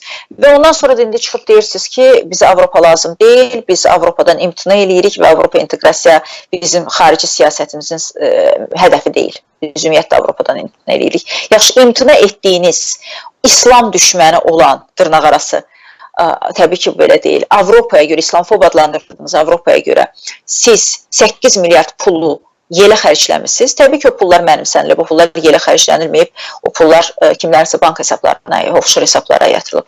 Amma necə ola bilər ki, siz o mənasız hesab etdiyiniz, bəyənmədiyiniz, düşmən hesab etdiyiniz, bugün və inteqrasiyadan imtina etdiyiniz Avropa oyunlarına 8 milyard pul xərcləmişsiniz, amma Azərbaycan uşaqlarına uşaq pulu vermirsiniz. Bu sualın qarşılığında həmin o məmur, həmin o Yeni Azərbaycan Partiyasının yetkilisi nə cavab verəcək? Təbii ki, cavab verə bilməyəcək. Və çıxıb deyəcəklər ki, niyə Azərbaycan kimi neft və qazla zəngin bir ölkədə ali təhsilin 70% pulludur? Niyə müəllim 300 manat maaş alır? Niyə aldığı tibb işçilərinin, həkimlərin 200-300 manat əmək haqqı aldığı bir vəziyyət şəraitdə niyə Azərbaycanda ali təhsil müəssisələrində deməli təhsil haqqı 4000, 5000, 6000, 7000 manatdır? Bax, bu sualın qarşısında nə cavab verə bilərlər? Necə deyə bilərlər ki, niyə Azərbaycan gənclərinə, bizim pırıl-pırıl gənclərimizə, bizim savadlı gələcəyimizə Almaniya, o belə deyək də, İslam düşməni olan dırnaqarası Almaniya, canı canımızdan, qanı qanımızdan olmayan Almanlar pulsuz təhsil verib, onu bir vətəndaş olaraq, onu bir mütəxəssis olaraq yetişdirirlər və sonradan bir çox hallarda o gənclər elə qalıb Almaniyada vətəndaş, Almaniya vətəndaşı olurlar, Almaniyada işləyirlər, bura gəlməyə maraqları olmur. Niyə Almaniya mənim oğluma, qızıma, mənim gəncliyimə sahib çıxır? Ancaq bu qədər təbii sərvətləri olan Azərbaycan həmin gəncə sahib çıxıb ona təhsil vermiş. Onun təhsili üçün onun işləməyən valideynindən ildə 6000 pul tələb eləyir. Onun təhsili üçün onun 200-300 manat əmək haqqı alan atasından, anasından, lap 500 manat əmək haqqı alan atasından, anasından ildə 6000, 7000 deməli təhsil haqqı tələb edir. Və bu sualların qarşılığında həmin o studiyaya çıxan, efirə çıxan yap yetkililəri, məmurlar, vəzifə sahibləri, nazirlər, millət vəkilləri, yəni xalqla ünsiyyətə çıxan, bizimlə zəbata çıxan insanlar nə deyə bilərlər axı? Yəni onlar başa düşürlər ki, vəziyyətləri çox acınacaqlıdır. Və o insanlara sual veriləcək ki, niyə Azərbaycanın pulları uğurlanıb offshore hesablara yatırılmalıdır? Niyə Azərbaycan landramatının səs-küyü bütün dünyanı götürməlidir başına? Niyə Azərbaycan korrupsiyasının sədası Maltadan gəlməlidir? Malta cinayətlərinin içində Azərbaycan izi çıxmalıdır və ölkəmiz bu səviyyədə rüsvay olmalıdır. Niyə Avropa Şurasını Azərbaycan pulla, deməli, rüşvətlə ələ almağa cəhd edirdi? Niyə Azərbaycan bunun qarşılığında 100 nəfər, 150 nəfər siyasi məhbusu azad etmək əvəzinə Azərbaycan xalqının 10 milyonlarını deməli, Avropadakı deputatların, iki üzlü riyakar demokratların ələ alınmasına, təbii hamıya aid deyil, bu Luka Valentelərə aiddir, Petrogramotlara aiddir, onlara xərcləməlidir. Yəni, bu sualların qarşısında təbii ki, hakimiyyət heç nə deyə bilməyəcək, ona görə onlar bundan qaçırlar. Yoxsa bizim, xüsusilə Milli Şuranın bizim hakimiyyətlə, təmsil olan insanlarla nə problemimiz var? Siz özünüz görürsünüz ki, biz tənqid edirik, sərt tənqid edirik, amma biz heç vaxt, heç kimsə ilə bağlı, şəxsən mən özümə görə cavab verirəm, bir artıq əskik bir təhqirə yol verməmişəm, hətta təhqir sayıla biləcək ifadə belə iştirak etməmişəm, insanların şəxsiyyətinə həmişə hörmətlə yanaşmışam, insanların şəxsiyyətinə həmişə dəyər vermişəm, baxmayaraq ki, əks düşərgədən olsun və bugün elə özüm də efirdə müraciət etdim xaricdəki blogerlərə ki, çox xahiş edirəm ki, heç kimi təhqir etməyin, hakimiyyətdə olanları da təhqir etməyin, onların ailə üzvlərini də, xanımlarını da, qızlarını da təhqir etməyin. Bizim yanaşmamız budur, yəni bizim şəxsi problemimiz yoxdur onlarla, bizim elə bir insan yoxdur ki, deyim ki, tam ki, mənim kimdənsə şəxsi düşmənçiliyim var, kiməsə mən pislik eləmişəm, ya kim Mənə pislik çox eləyiblər, amma mən elə bir şəxsi düşmən görmürəm.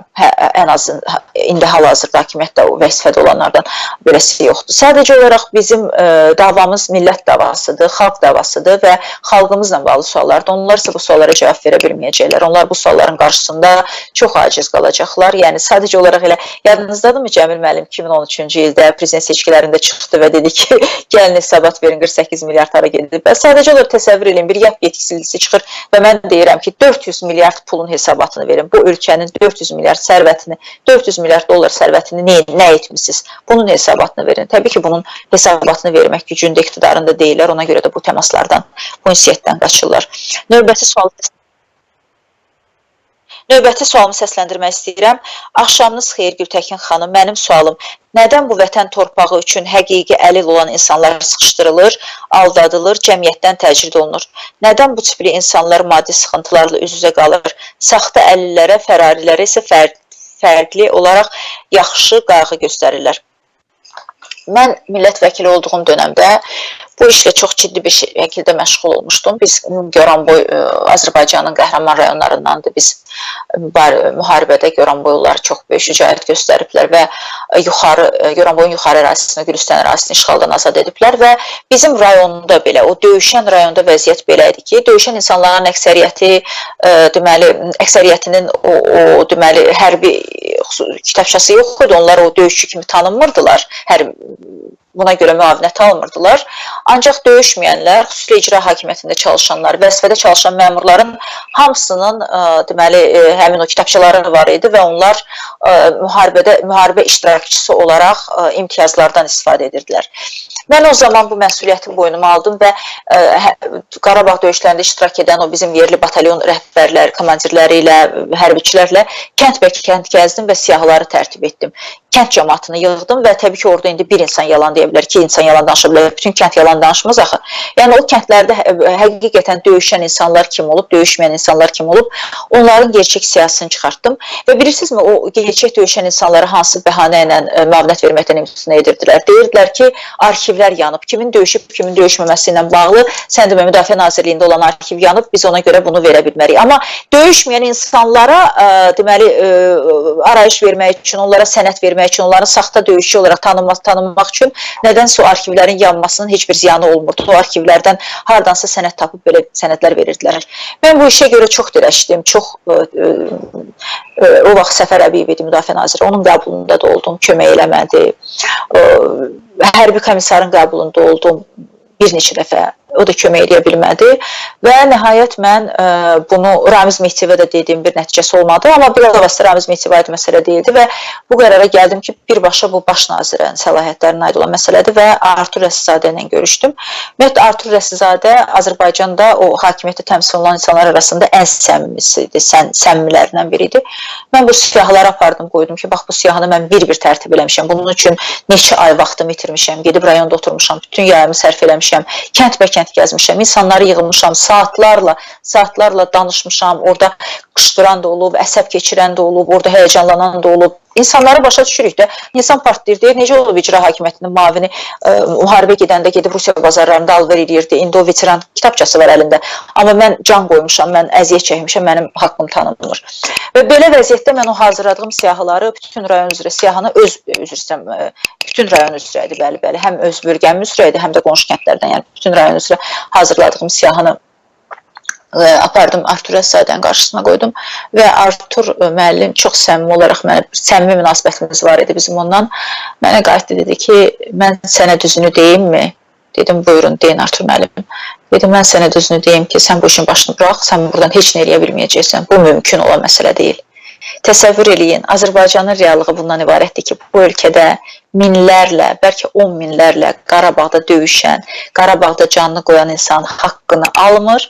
Onların əvəzində Qarabağ müharibəsində evində yatan, bir çox hallarda isə Rusiyada kefində damağında olan, alver eləyən insanlar döyüşçü vəsiqəsi alır.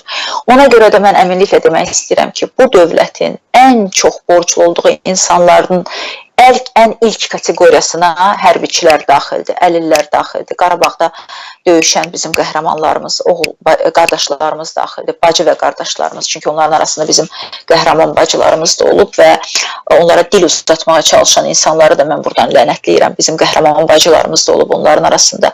Və inandırım sizi ki, Azərbaycanda demokratik hakimiyyət qurulan kimi bu hakimiyyətin görəcəyi ilk işlərdən biri həmin bizim əlilərimizə, Qarabağ qazilərinə, ümumilikdə əlil olan insanlara, əngəlli olan insanlara fərqi yoxdur, Qarabağda olmasın, sadəcə əngəlli insandır, o həyat onu bu formada cəzalandırıb. O insanlara yardım etməkdən ibarət olacaq və biz sözsüz ki, bu insanlar üçün, bu insanlara dəstək vermək üçün əlimizdən gələni edəcək və o insanlar bizim üçün ən qiymətli və ən çox qayğılı əhatə olunmuş təbəqə olacaq. Sevinç xanım, bir dəqiqə mən üzr istəyirəm, bircə dəqiqə. Mənim internetimdə bir problem yaranmışdı, mən o problemi bir dəqiqə. Aha, mən bir dəqiqə Sevinç xanım sizdən vaxt istəyirəm, mən deməli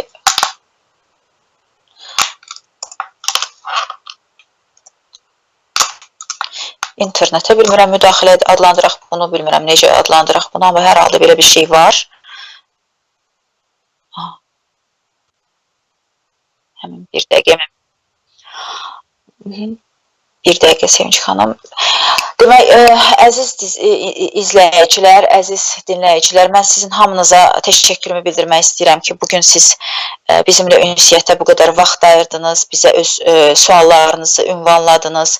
Mən çox təəssüf edirəm ki, burada olan sualların heç də hamısını mən burada səsləndirə bilmədim, vaxt məhdudiyyətindən bunları edə bilmədim və Sevinç xanım da mənə işarə edir ki, vaxtımız azdır, mən başa düşürəm ki, yəni bütün efiri biz burada məşğul edə bilmərik.